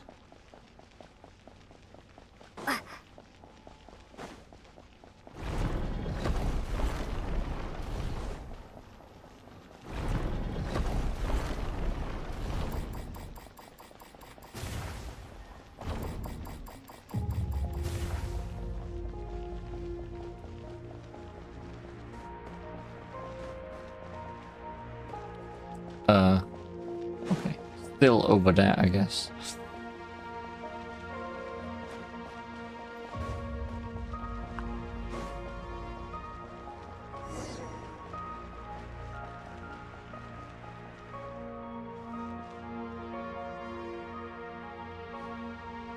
The gravity has shifted again. Are you alright? We're almost there. I'm alright, because there's no fall damage, thankfully.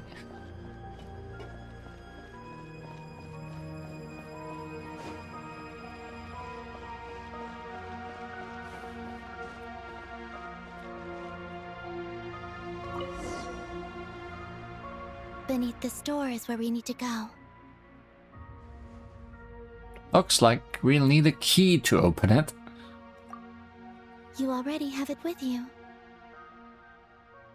This is Lusalim's final facility. The one before was the Lunar Veil Laboratory, which is now the Lunar Sea. You mean the ancient moon's fount? That's the one.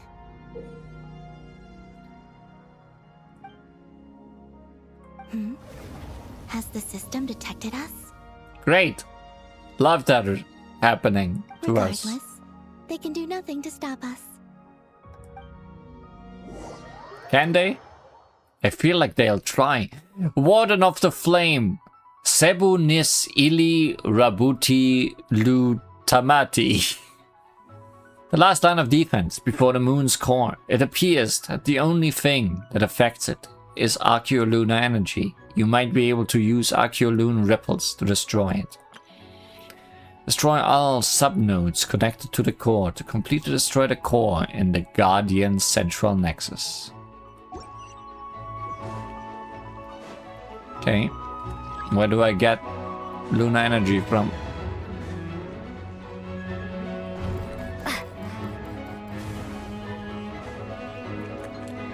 There I get that from.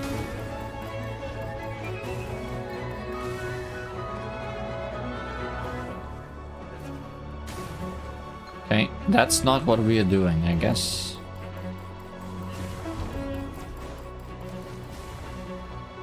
Is it not? Are you sure? It is what we are doing. Just gotta aim better.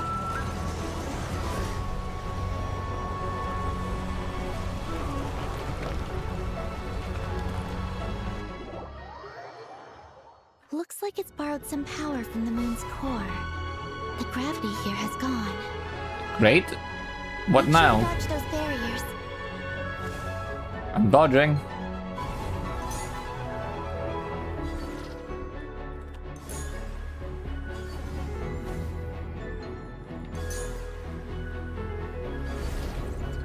No, no, no, no, bad. Bad, bad. I shot before it appeared.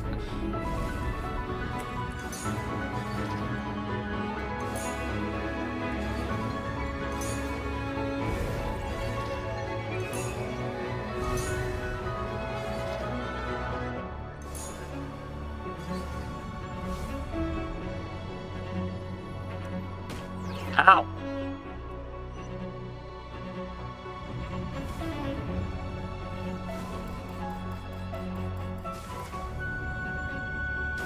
I missed. Ow!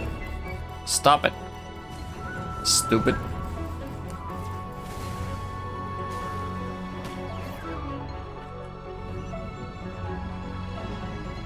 I'm understanding. I'm not allowed to get too close.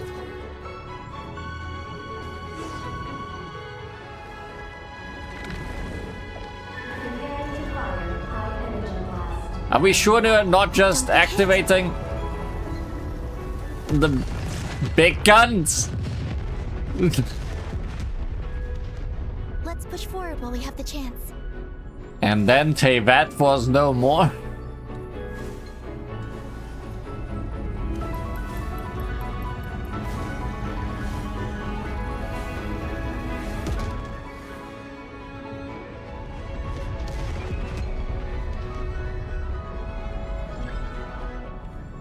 Hey, what?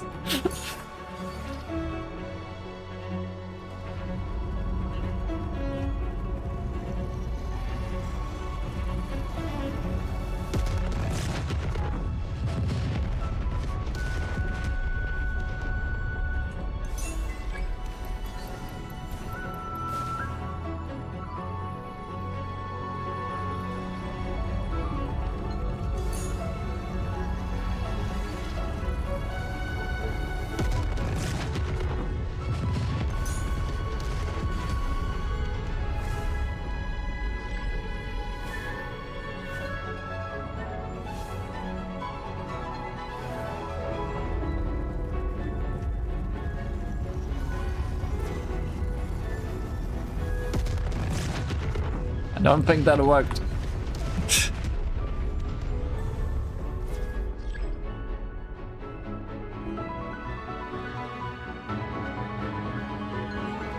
Approach target and use accurate to disrupt the weapon's core.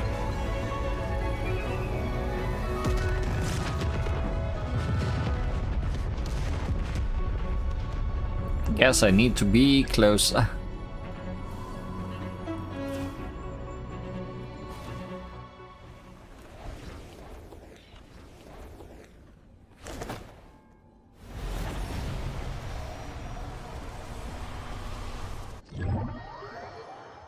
I'll handle the gravity.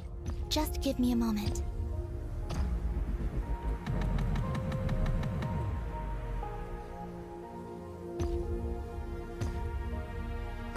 Moment's over, Columbina.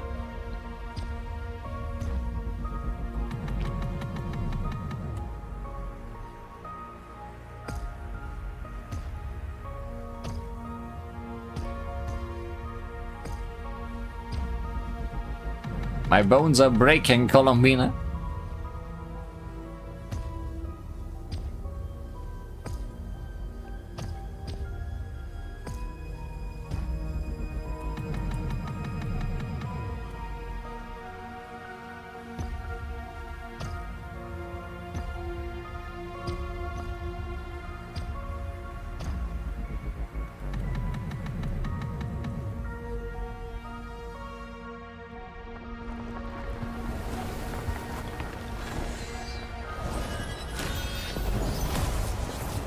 Thanks. Took you too long.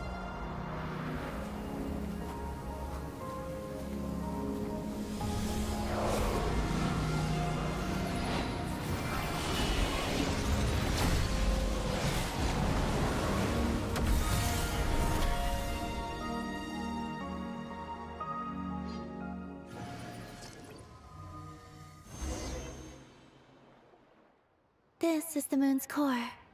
Beautiful, isn't it? The ancient moon energy concentration here is very high, so stay close to me. Let's keep going. But hand holding. I guess we are over You that. must be wondering what Project Moongazer is. In truth, our whole journey so far has been a part of it. The Eye of Ibni Bellum, Ungian's Circle, the Space Lifeform Capture Station, Lusalim's Lunar Veil Laboratory. And now, we're here. The origin of the moon's life, and the seat of its will. Its core.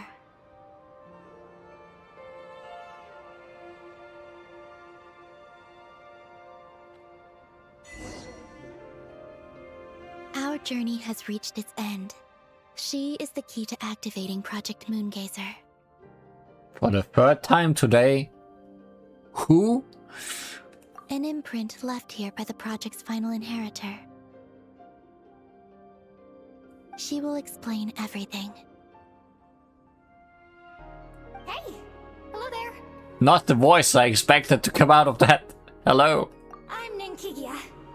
You could call me Ninin. That's what people usually call me. Ah. What's your name? Ibni Bellum? Ungin? Magis? Or are you Lusalim? Well, it starts with L. It's Li Huan. No need to answer me. Unfortunately, I'm no longer here. This is just a recording.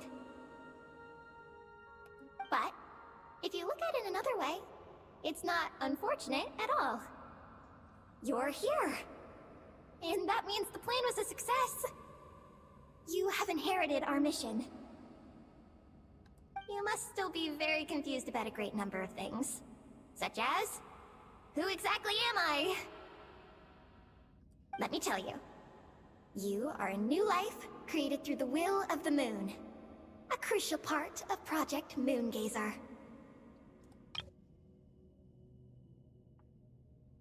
Hello, desktop wallpaper. And what exactly is this project? You must be thinking. Don't worry, I'll get to that. First, please thank the three Moon Sisters, who permitted our transgression and allowed us to borrow the power of creation from the moon's very origin. Secondly, thanks are owed to my teacher, Lusalim. He inherited everyone's research and successfully collated all their ancient moon energy data. That's how I was able to gather that data in this sea at the moon's core. Then, when the primordial power of creation was triggered, bam! Different variation of the wallpaper. A cute little black kuhanky, namely you, was born. You might inherit the name of someone who came before us through the ocean of data. Or you might not. But you will probably recall that you have a mission. So this is how Eggy was born. Next, we must say thank you to Madame Magis, who uncovered the nature of our astral visitor, a database life form. Her research was the foundation upon which you were born. And we have Ungien, who sacrificed his life to relay the final message that our guest civilization sent out into the stars. Then came the first Moongazer, Ibni Bellum, who led us to the moon, opened our eyes, and tirelessly gazed into the brilliant, starry skies. Finally, dear successor, thank you as well for your imminent sacrifice, which will activate the final step of our project. Your mission is to continue transmitting the message we once received out into the universe. A single ray of light is feeble, easily swallowed by the darkness. But as long as another light shines out before it can fade, then one day, there will surely come a ray of light that pierces the night like the dawn.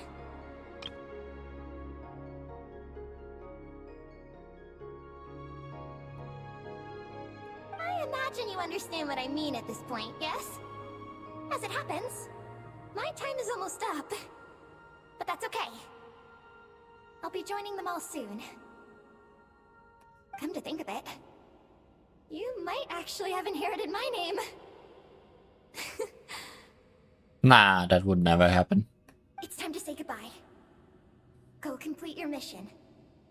And lastly, I salute you, and all your fellow Moongazers.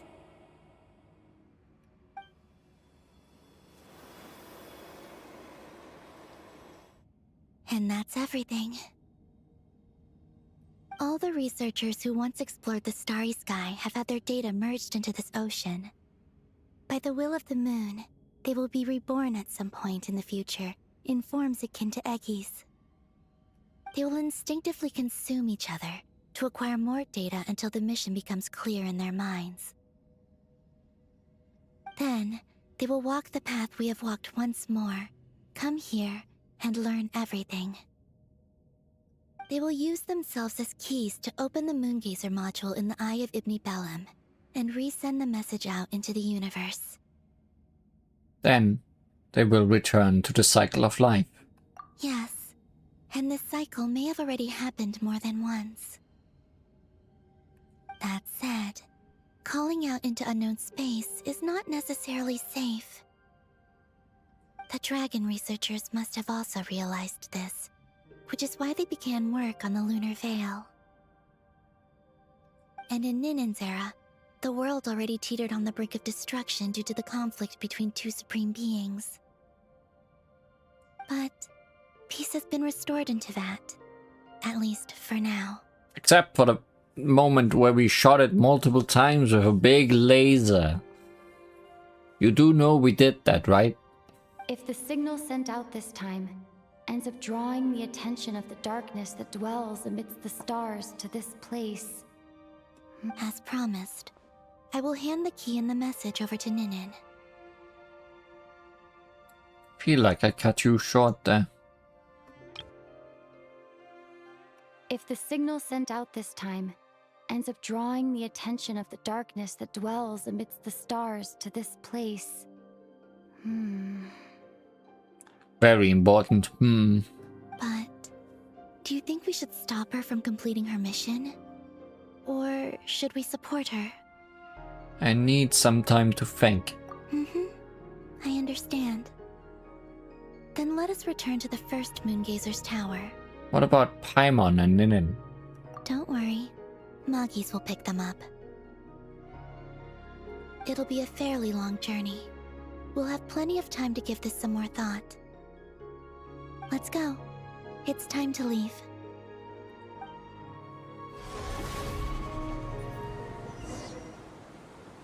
Moggies has already picked Paimon and Ninin up and is heading back. We can get going once you're ready. Ready. Then let's go.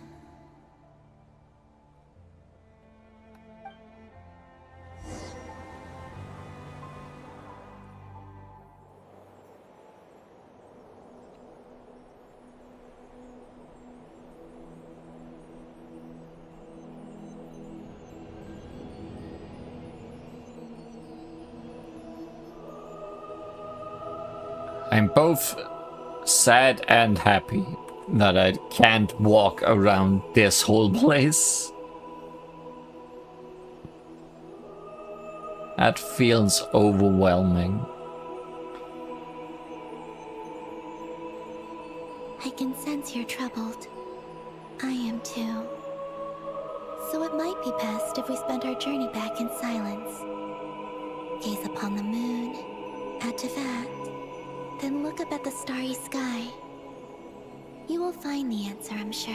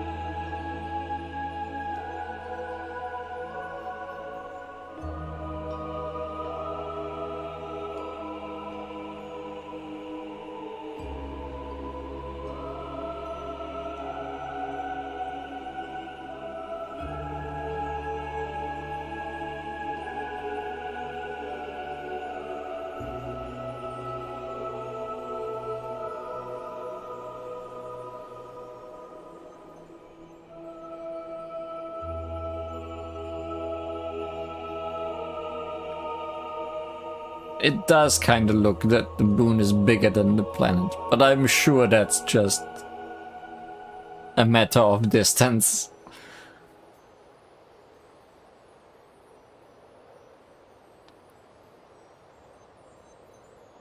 And perspective. Around the moon in 80 days. Uh-huh. I got that one.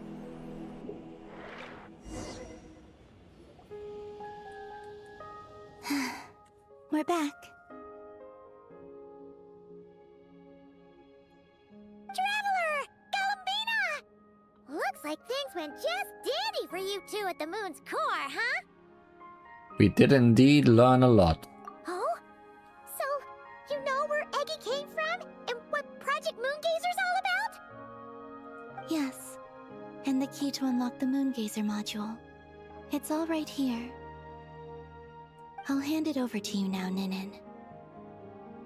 Once you've read the information here, you'll know what your mission is. Thank you. I have been waiting for this moment.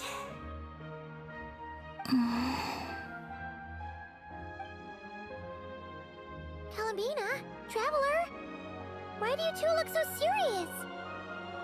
Because our mission involves unknown risks.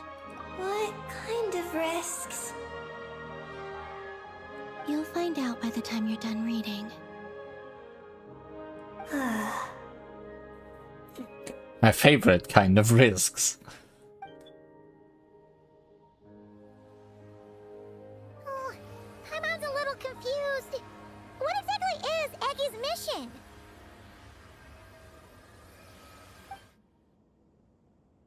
As Eggy reads the information, you tell Paimon everything. Sending a message into the starry sky? So, that's what Project Moongazer's all about? So the risk is, we could expose to that? Are you serious? This is a tough call. Yeah, if we're not careful, a train might come by. Eggy, are you alright?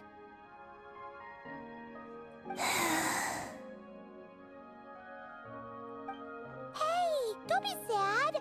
We can still talk this over, right? Remember those snacks? We can split them 50-50, no problem. No. I'm not sad.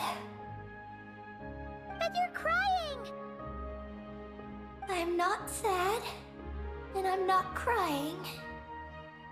This is just a toast to those who came before.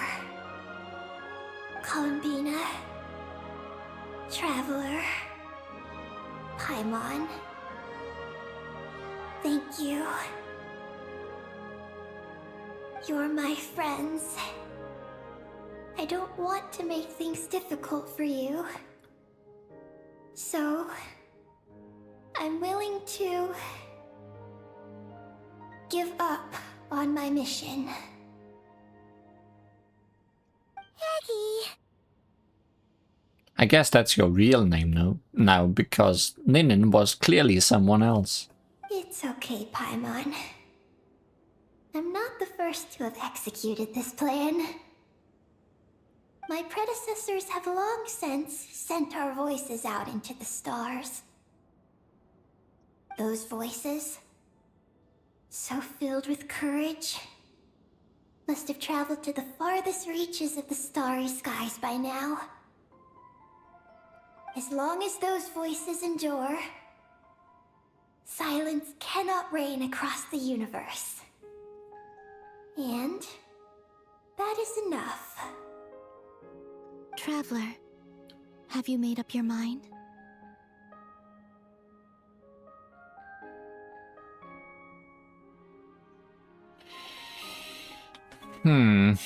Have I made up my mind? I mean, it seems Eggy's made up her mind. And clearly others have already done it before. Maybe we shouldn't take the risk. And what if I could use my power as the moon goddess to shield the messages that Ninim sends? What does that mean? Kuvaki and the ancient moon's energy are both, in essence, the power of the light realm. As such, I can infuse my power into the transmitted messages. Once the data passes through the false sky, I can also use that same power to monitor the surrounding area. If there's danger, I can erase the information. That way, we won't be discovered. Why didn't you say that immediately instead of asking me? Oh? Well, that sounds great. But can you maintain your power the whole time? Well, my strength does have limits. I can only keep it going up to a certain distance. I will try to shield the message as far as possible. At that point, its source will not be so easily traced. That sounds more feasible. But... will this hurt you? Don't worry. We have the support of an entire moon here, you know. So, are you ready, Eggy? Once you've made up your mind, there'll be no turning back. Can I ask one more question? Yes? Why would you do all this for me? Because we're friends. That's it? Yes. That's all the reason I need. Moon gazers. I send you all my regards. Paimon does too. I understand. Then... I am ready. I was born for this moment. All right. Now sing out toward the stars. Javat's moonlight shall send you off on your voyage.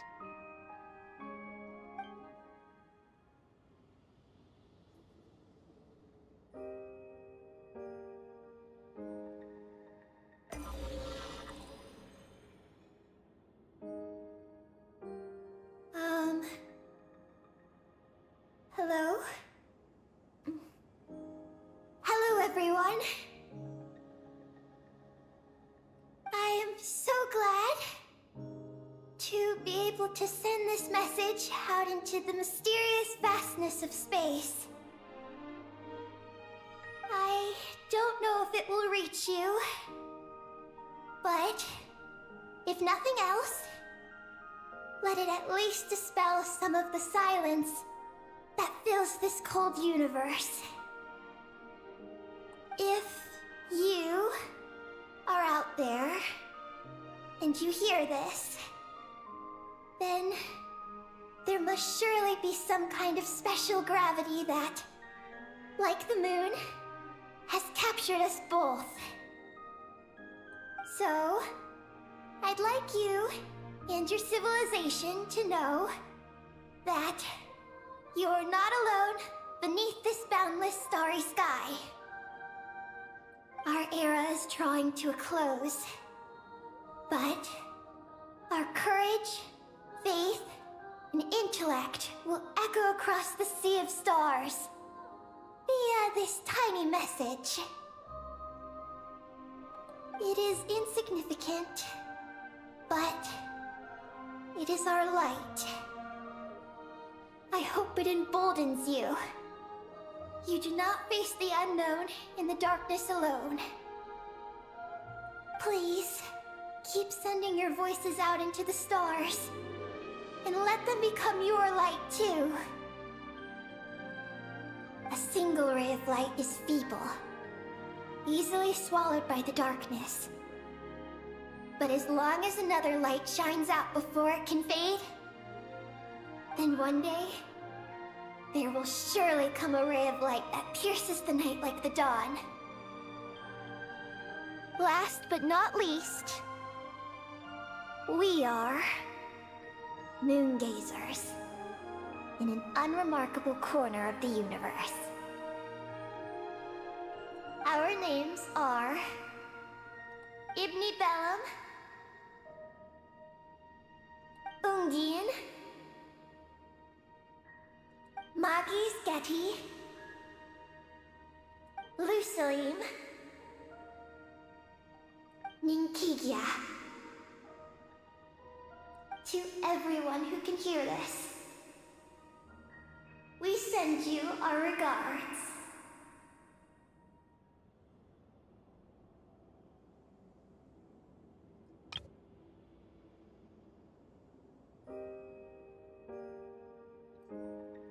My friends,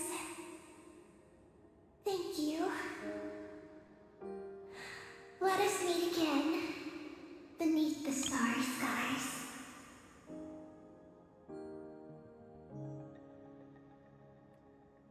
Eggy has completed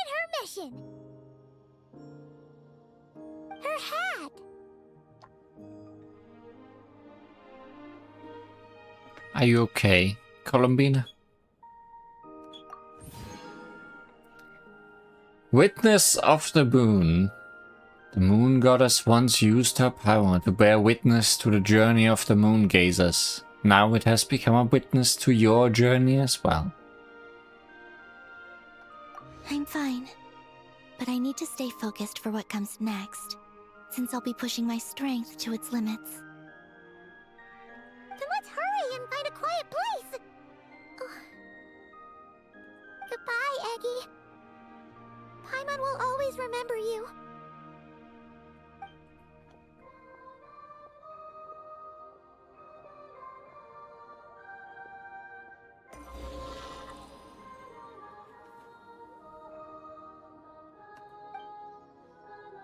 It seems the activation of the Moongazer module has activated a sealed data segment.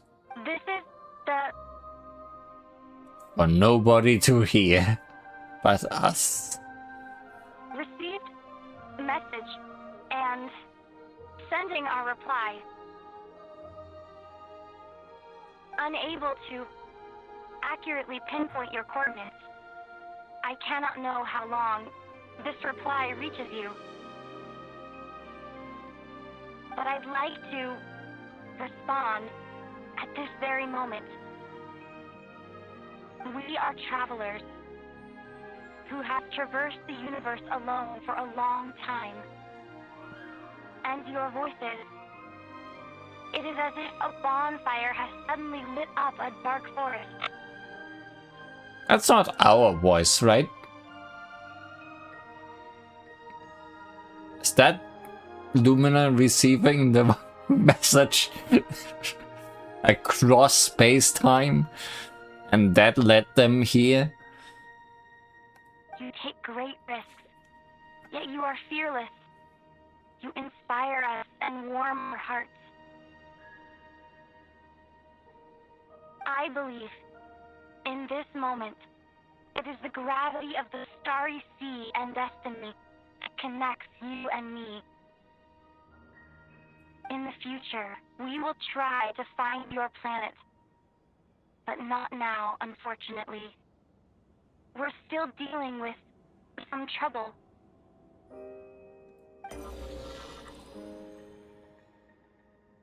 Lumine, how are we doing?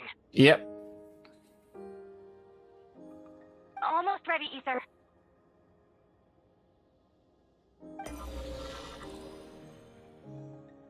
Well then, my regards to you. Just as you said, the sea of stars is vast and boundless, and we are not alone. Let us meet again beneath the starry skies.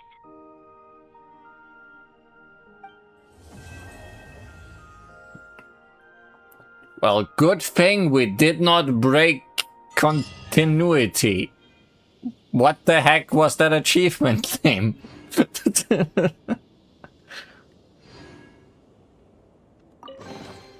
Go on, open it up. Show me what's inside.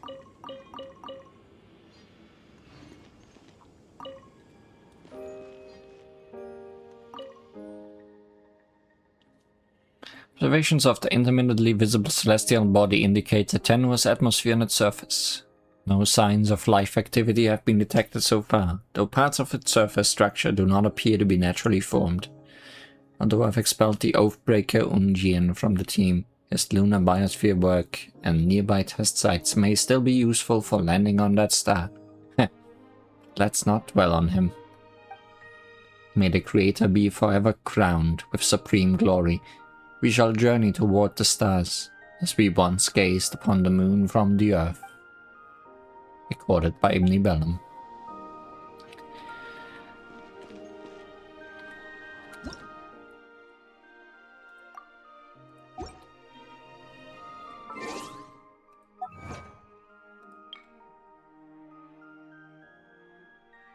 Death Moon. The Flea of Cyrene. MD device. Traverse Mesklin. Round the moon in 80 days. Ninkigia's game of life. And Any color you like. 6EQUJ5. Witness Ninin launch Project Moongazer.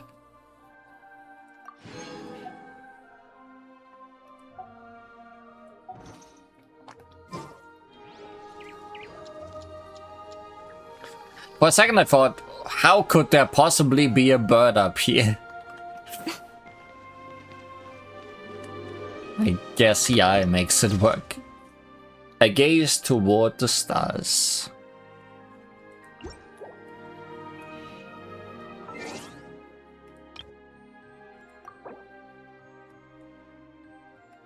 Oh hey, it's Ninkiki.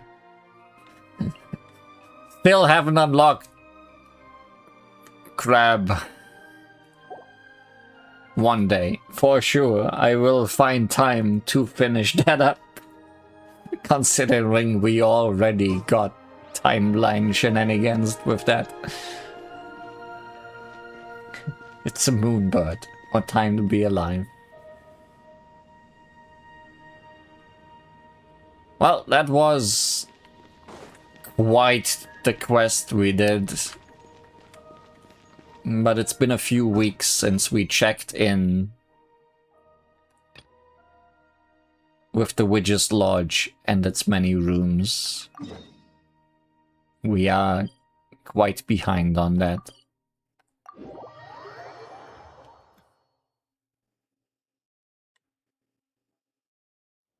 Oh, that's on top. Surely I could have just teleported inside as well.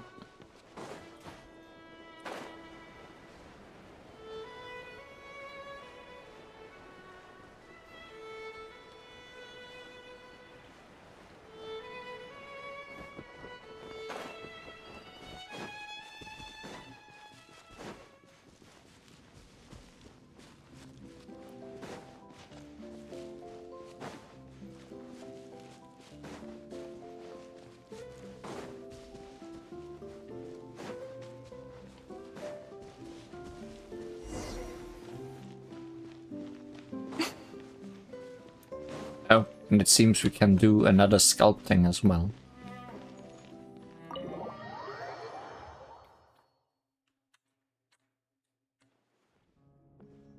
Oh, you're here! I was just starting to wonder if I should send you clearer instructions.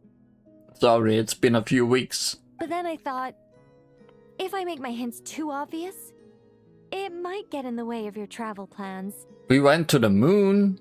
And then, just as I was pacing back and forth, agonizing over what I was going to do, you turned up here anyway. So, it looks like everything worked out fine. Hey, Nicole! You're so full of energy today! And words! You're so full of words! That's just the usual. I'll take that as a compliment. Alright then, are you ready to check out my next room? Is this Nicole's studio? Why is it just a bunch of empty frames on white walls? Let's take a closer look. I mean, those frames aren't empty.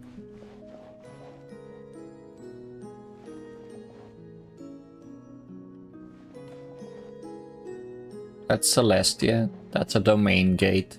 That's a witch's hat. What the? Paimon almost had a heart attack being sucked in by a painting like that. Wait a sec. This place looks familiar.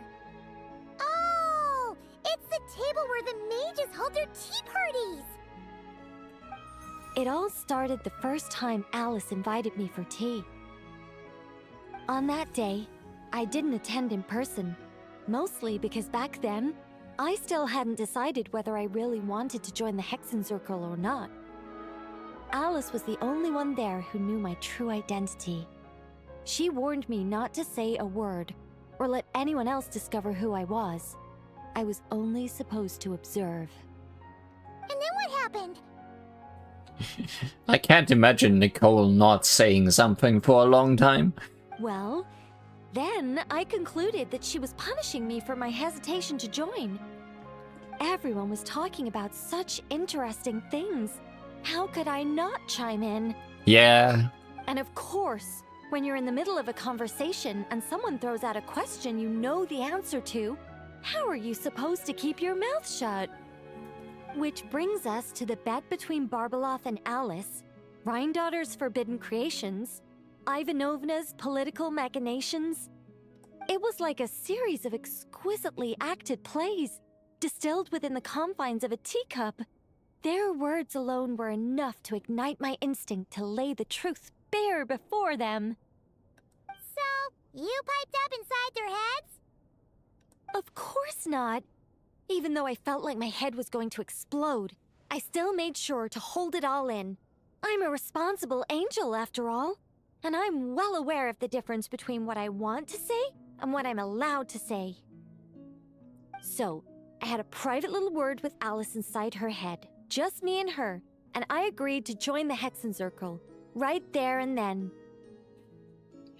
She was quite happy about my decision, but as for the talking inside her head, well, she claims that over the next few days, she had such a headache that she had to visit a doctor in Liyue to get some relief. But she can hardly blame me for that. No, surely not.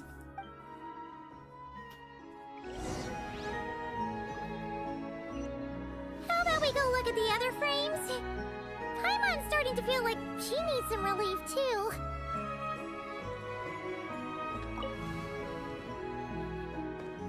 Is that an Irminsul tree? Oh, this painting here? You're clearly no strangers to the white trees. But did you know that the first angel's betrayal happened beneath one of their very boughs?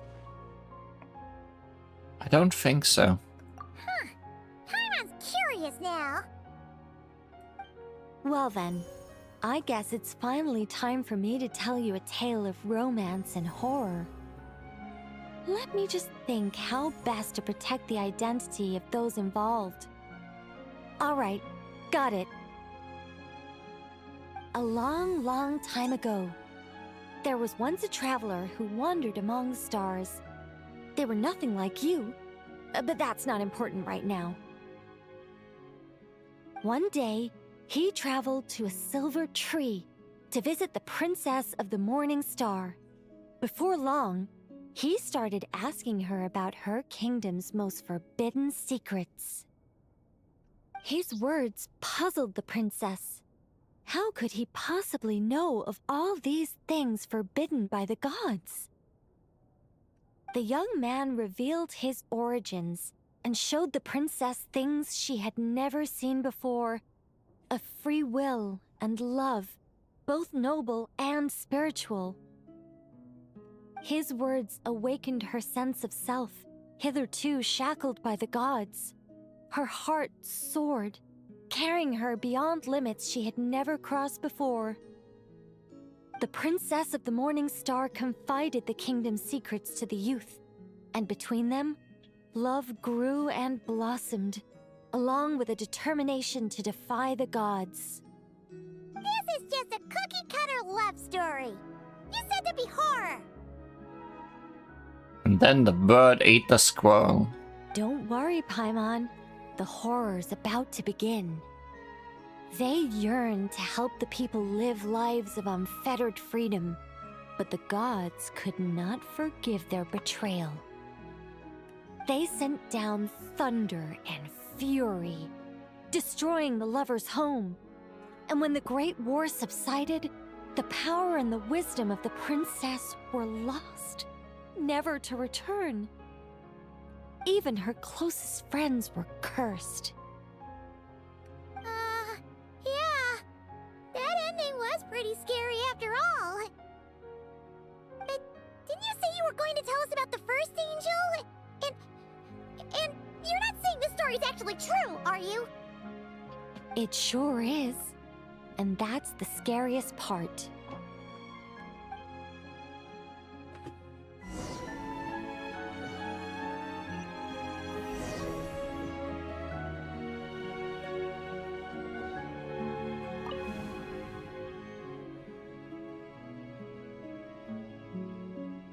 Wait, that's not Celestia. Wonka!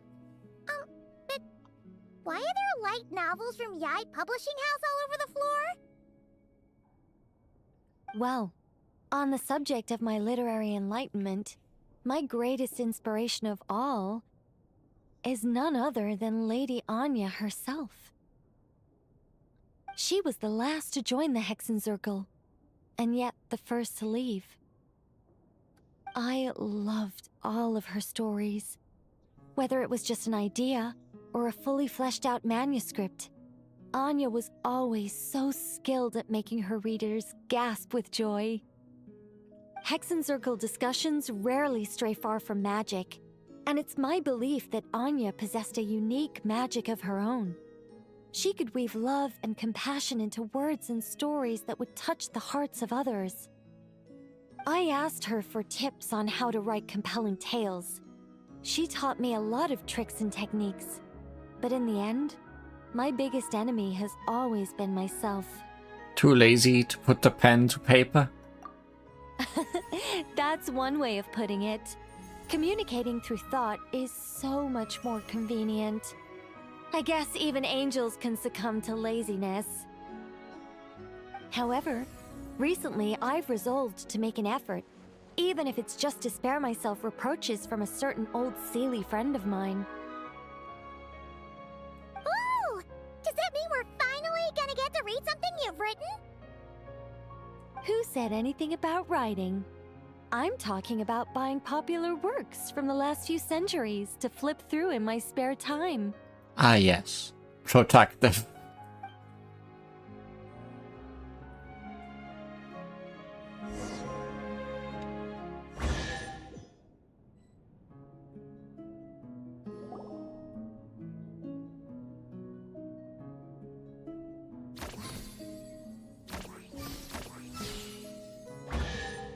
These paintings all remind me of places that hold great significance in my heart.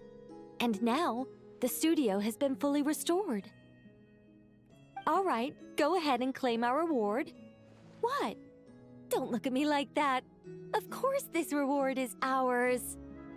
You're not going to leave this chest unopened, are you? I can't let you leave if you do. Besides, after telling you so many stories, don't I deserve a reward of my own?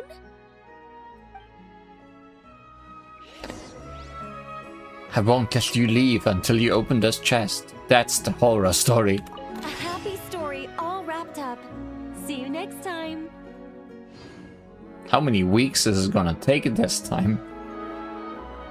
Hey, there was no splatter of color on that before. Come to think of it, this Mage's Lodge holds a special significance for me, too. A painting within a house within a painting, worlds within worlds. Fascinating, isn't it? Moon holes within moon holes. Let's get to sculpting.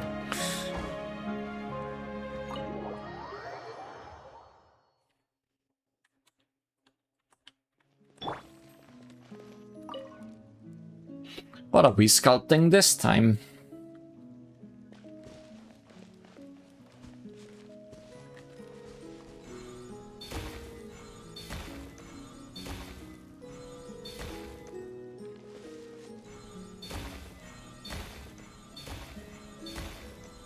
Last time I made one mistake. Although I think it was just a misclick. Maybe a baboon.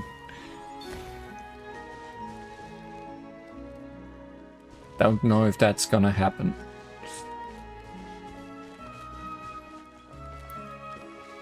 Where do I need to stand for rotating? Ask the squirrel, I guess.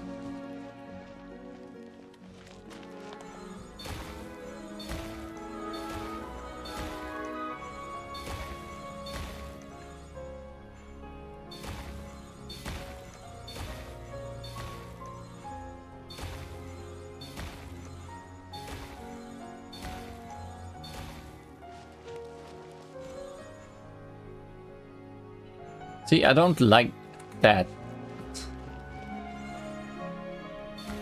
When I'm inside the animation and can't see if I'm aiming correctly.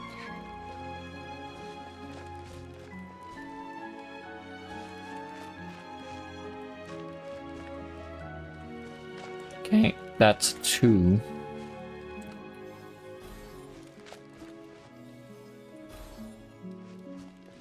That's 1, so...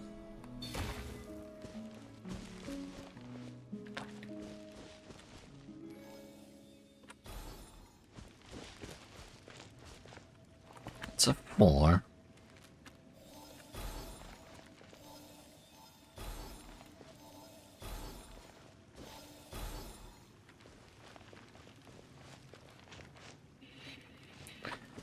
Those are also 4s.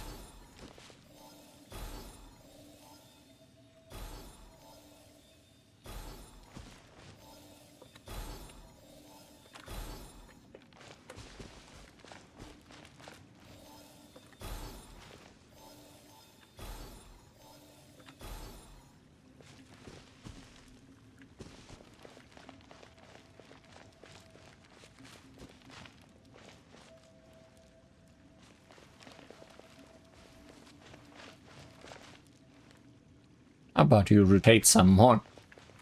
You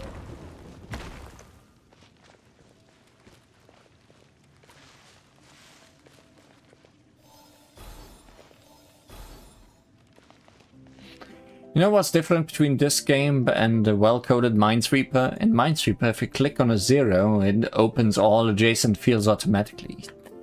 That would be useful. And because it would be useful, it's not here.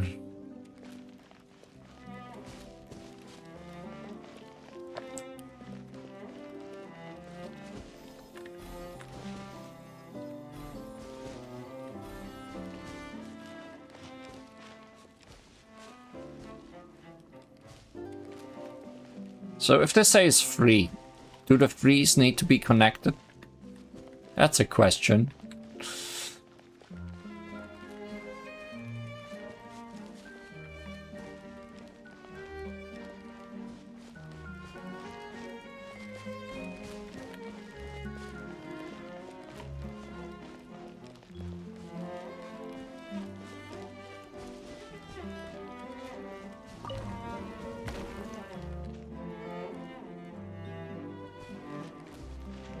Well, can do this.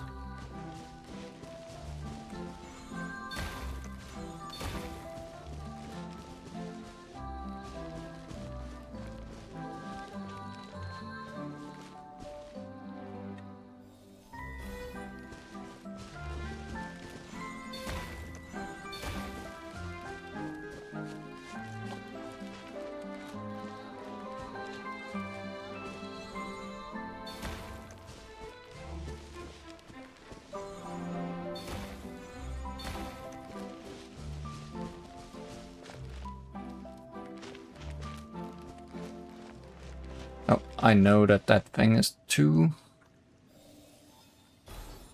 And I know that that's only 1.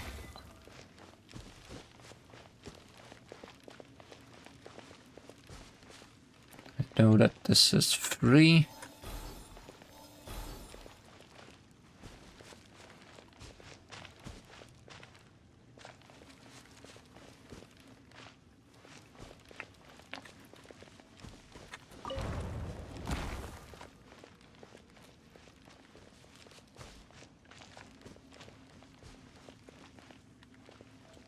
But this is free.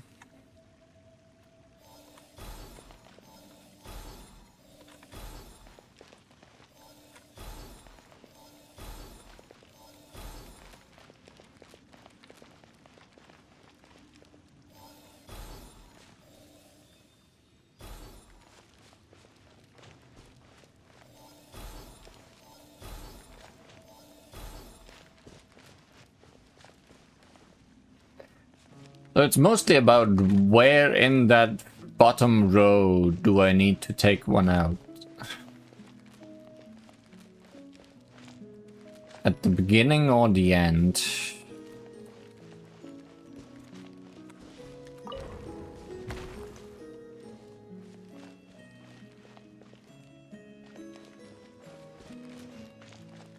Well, it's the one that has... yeah.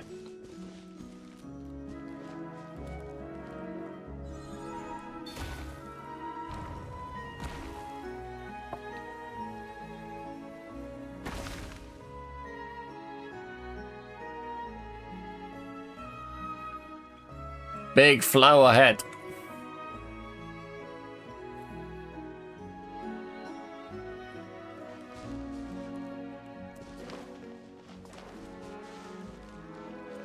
Very good. Yep, a baboon. Totally. 100%.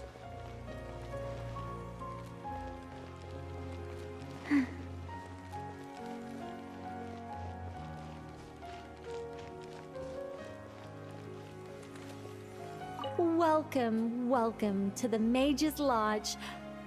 Oh, wait. It's just you two. I'm not in Krai at the moment. I'm actually in Sumeru watching a Rishbalin tiger baring its teeth at me. There's tea on the table though. Help yourselves. How long has this tea been brewing? Is it still drinkable? Oh, ye of little faith. Rest assured that a mage's teapot will only ever be filled with freshly brewed tea. Sorry, gotta go. It's charging right at me. What a brave little kitty. Very brave. But speaking of tea...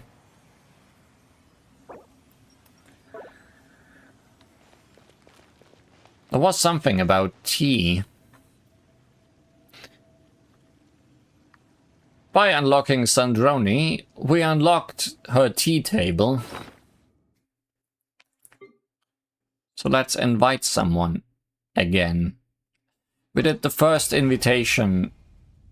That's not the correct thing. Do I just need to open the tea table?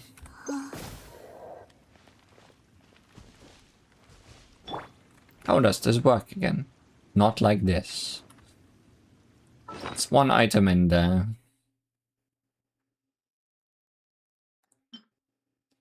Little witch, travel accounts, so many things. So much stuff.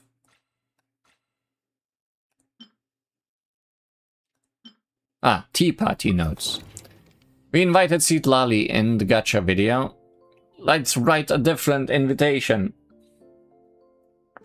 To this tea party. So I wanted to check who's in more.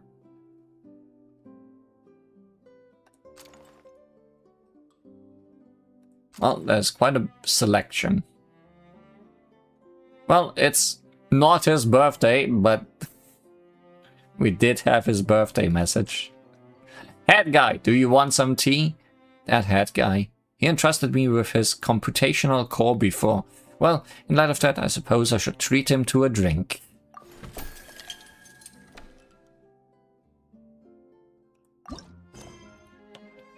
A meeting of puppets.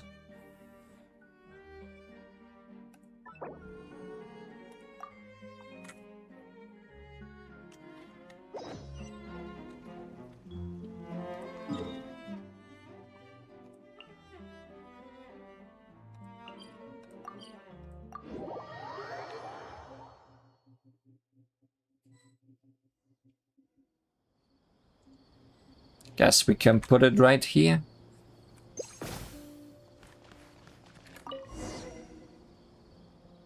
This really is hard to believe. I never imagined I'd be sitting here drinking tea with you. Is it really that strange? I just wanted to thank you for the core processing unit you provided for the numerological array. And why do you keep talking like you know us inside out? You make it seem like you have a deep understanding. I told you, I'm a good judge of character. Still, you said it right. I shouldn't keep assuming I understand you. Oh? Even compared to our last meeting, I feel like you've changed a lot. At least changed how she dresses and possibly her eyes. It doesn't matter how far back you want to compare, the only changes I've undergone are to accept the errors in my core and open my eyes to see a few things clearly. And what about you? As a fellow puppet of sorts, do you ever experience computational errors in your heart? I experience far more than just errors. Do tell. I don't think we know each other well enough for that just yet. Have it your way. I was merely asking out of courtesy. Regardless, it takes a good many detours before a puppet can find its heart. At least, it did for me. You seem to have a good relationship with your creator.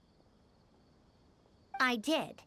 He gave me a lot of help and guidance, both in life and after. In that regard, there's a fundamental difference between us.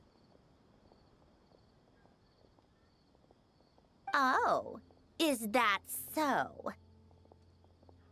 I'm sorry. Even though we share some similarities as puppets, I shouldn't have assumed to know anything about you based on that alone.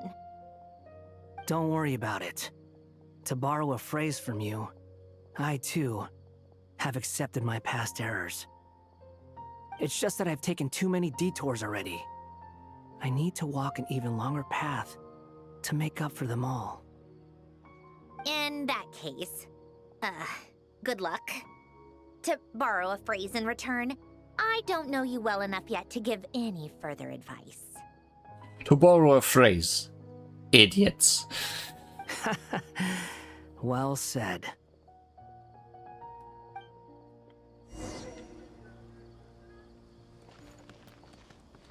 We each have our own paths to walk. There's no need to say anything more. This tea is quite good, by the way.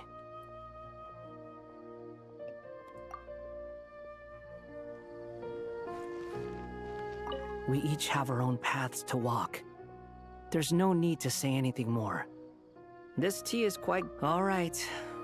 Goodbye. Good hat, by the way. Puppets have met. But because I accidentally clicked it, I also remembered there's so many things I can do if I'm running short on an episode right now.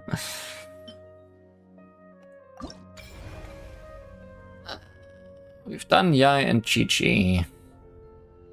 I think the owner is the most likely I'm gonna end up using for something, which is Revelation. Special blends instruction. Back to the...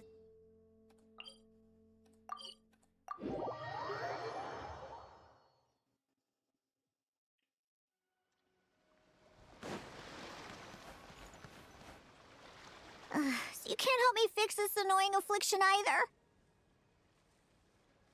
Precisely. It's already too deeply intertwined with your fate. Imagine your destiny is a tree.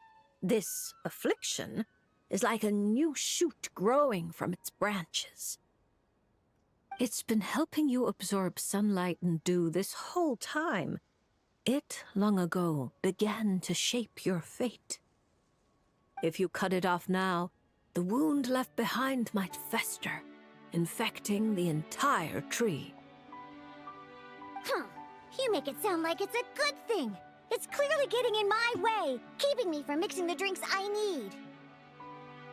It's more like one of those vines that wrap around the trunks of giant trees, restricting their growth and slowly strangling them. Well, if that were the case, your fate would have rejected it, and we could have easily pruned it away. Unfortunately for you, it's not at all what you say it is. All right, enough talk. That should be enough to convince you I'm a legitimate fortune teller, yes? Now, just like I told you, come here and pick a card at random. And let me give you a little advice about your future. You will never make anything that tastes bad. So I just pick one at random, Okay. How about this one? No, wait! this one. Don't overthink it. No matter how you choose, you can only ever draw the card that's destined for you. Ooh, this fortune teller's laugh is so creepy. She's just like an old witch from a fairy tale. 100% correct. But since she's so good at it, her advice could prove really helpful. I have to choose my card carefully. You're scaring her. Long time no see, Diona. Huh? Traveler? Paimon? True to form. Here you are at just the right moment. Timing is my strong suit. Well said. Compared to an intangible thing like fate, commissions have a far more intuitive effect on shaping our words and deeds. Now, seeing as you're here, perhaps you could have a word with this little one. She doesn't seem very trusting of an old witch like me. Well, it's not so easy to trust a weird-looking fortune teller who's set up stall in the middle of nowhere. What if I base my choice on a quantum random generator? Surely it will still be the fate that is yours to be. Oh, the traveler seems to know this fortune teller pretty well. Great. I can finally have someone I trust. Traveler? Paimon? Come over here for a sec. I need to talk to you in private. I think we are not far enough to be out of earshot. Mainly because our ears are very big. I was just about to ask, what are you doing in Fontaine? Looking for new ingredients, of course. My previous approach to mixing drinks was far too narrow-minded. I kept limiting myself to actual food. Paimon wouldn't exactly call the things you put in your drinks food, Diona. Well, it's all technically edible, as long as you grit your teeth and close your eyes. It's stuff you can force yourself to swallow. So you're planning to find completely inedible ingredients? Exactly! I've already found a bunch of rusted screws, scrapped cables, coagulated chunks of grease, dust bunnies, toe jam. Yum. And it's all thanks to that guy from the Fontaine Research Institute who makes Fanta. He's been a real help. You know Heinrich? Why did you run into him?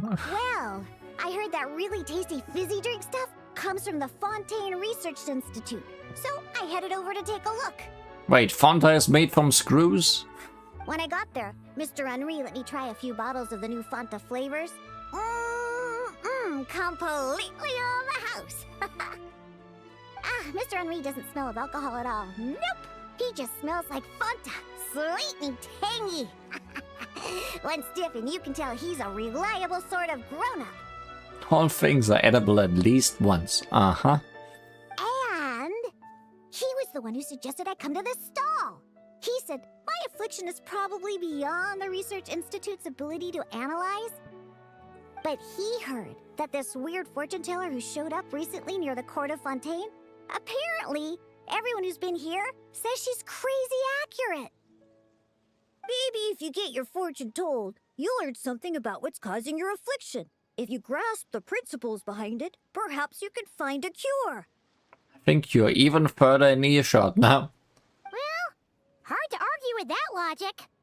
Guess he didn't end up becoming a researcher at the Fontaine Research Institute for nothing. So I came here to see the fortune teller. As soon as I walked over, she stopped me and said there was a strange disturbance surrounding me. Before I could ask, she blurted out all the answers to my questions. But the scientific logic of the Fontaine Research Institute doesn't directly apply to divination. Even if you understand the principles, it doesn't mean the solution will be easy to come by, just like I told you. Mysticism isn't built of bearings and bolts, and I can't simply repair your fate for you. Oh, are you telling me nothing can be changed? Then what's the point of drawing a card? By drawing a card, you may just find a tiny missing gear to fit into the Wheel of Fate. It may seem insignificant, but when installed correctly, the tiniest gears can still drive massive mechanisms. You're not just humoring me, are you? Traveler, what do you think? Pavlov is very reliable. Just relax and draw a card. All right, if you say so. Then I'll take one. Just mix the card into your drinks.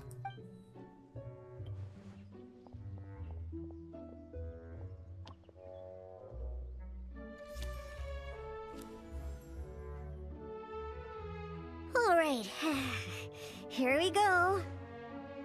Looks like it's... Oh my, how strange. To think the disturbance surrounding you has grown with such vigor. Can't tell what this is. It's no longer a shoot, but a sturdy branch. How curious. Huh? What are you saying? Does this mean the drinks I mix will taste even better from now on? That doesn't sound like a bad thing in itself, but given everything we know about Leona's motivations... If we judge solely by your affliction, that would indeed be the case. Furthermore, the card you drew is the reversed High Priestess. Ah. Okay, yeah, now I see the black cat. Okay, yeah. I see. Which means you've been too focused on the illusions before the veil. Which is precisely why you've been unable to pass through it for so long. That doesn't sound like it has anything to do with mixing drinks. I thought this card would tell me what ingredients I need to use. The lunar arcana aren't known for creating recipes. At least, not yet. But mixing drinks isn't the only way to find the answers you're looking for. The answer is to teach those old booze hounds a lesson, so they never get drunk and cause trouble again. You're certainly driven, but while your body moves forward, your heart remains stuck. That's not true. I hate those weird old drunkards from the bottom of my heart, especially... I see. Then, have you talked to the one who fills your heart the most? What? How did you know I was thinking about one person in particular? I didn't even... Through divination, of course. Perhaps you should cast aside your impatience and confused emotions and tell him how you truly feel. You might find it more effective than trying to mix the most disgusting drinks in the world. There's no way he'll listen. Once he started drinking, he doesn't listen to anyone. Perhaps that was true before. But now, you found a tiny gear from the Wheel of Fate.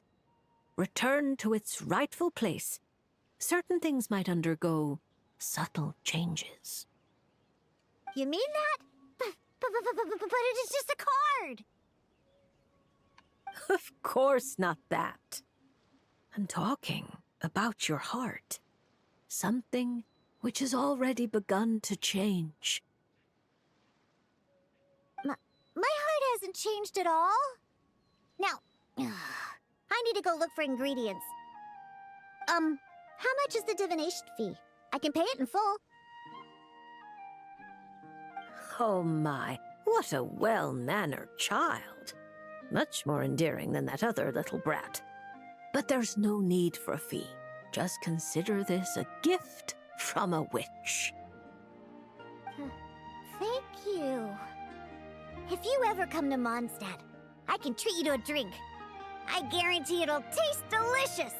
I wonder who you mean as a brat. Mondstadt, you say?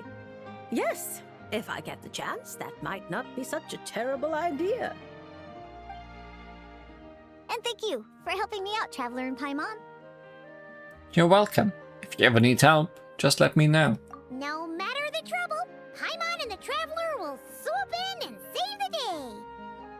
But swooping in is thirsty work. So once we're done, we wouldn't say no to some of your tasty drinks, Diona. It's a deal. Next time you're in Mondstadt, I'll treat you to the best drinks you ever tasted. The kind with absolutely zippo alcohol. By the way, if you have any more questions about your card, look for someone named Mona. You probably already know who I'm talking about. Mona? Yeah, I know her. She always orders the cheapest drinks. Is she a powerful fortune teller too? Ha! She's nowhere near my level. Still, she should be up to the task of reading the lunar arcana. Otherwise, she might as well hang up her hat. Just tell her you've brought a prophecy on behalf of the mighty astromancer Barbaloth Trismegistus as a test. Don't worry. As long as you say that, she'll do her best to interpret it for you. I think I got that. Astromancer Barbaloth Trismegistus. Yes, that's a long name. Come to think of it, isn't Mona's name really long too? I think it was the what was it again? Can't be that important.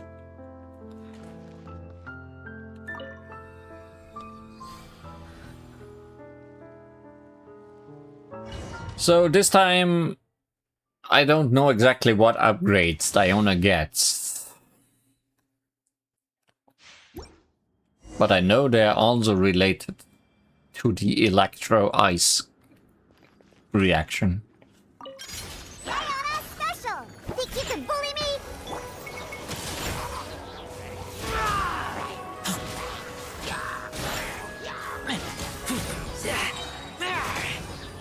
I think her shield may be attacking as well. Scratch that. Can't handle your drink, huh?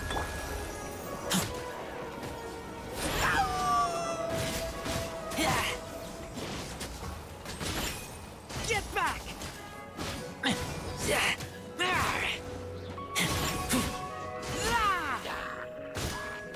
Shaken and stirred. Look at you, Boozehound.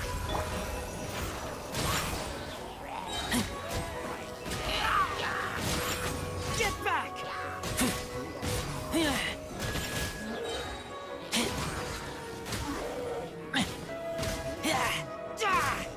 Scratch that.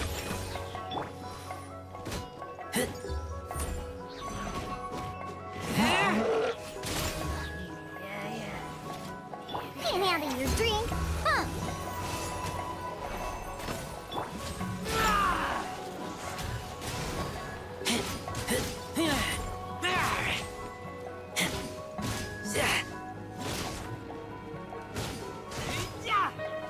Shaken and stirred.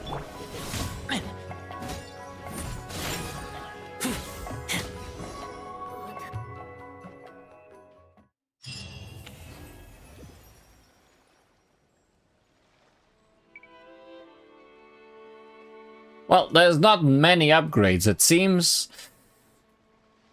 Within 20 seconds after using the elemental skill Icy Paws, Diona will also fire off 3 Icy Paws when party members trigger Super Contact or Stellar Contact reactions. Icy Paws fired this way cannot generate elemental particles, nor will they generate a shield upon hitting opponents.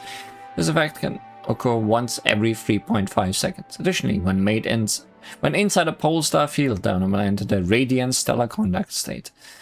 So yeah, her shield essentially Most humans could have the entirety of their fleeting lives attacks chronicled in again. but a few short lines. Their stories Characters make within it Signature thoroughly Mix, dull her ultimate, gain the following effects based on their HP levels. The incoming healing bonus is increased by 30% when HP is at or lower than 50%. The mental mastery is increased by 200 when HP is above 50%. That's good. Additionally, the owner's max HP is increased by 25%. Experience signature mixed radius deal. 40% increased superconduct and stellar conduct reaction Personally, damage. I think the idea of things staying the same forever is quite beautiful. But alas, that is simply not the way the world works. Yeah, things must change. Characters must upgrade further and further. But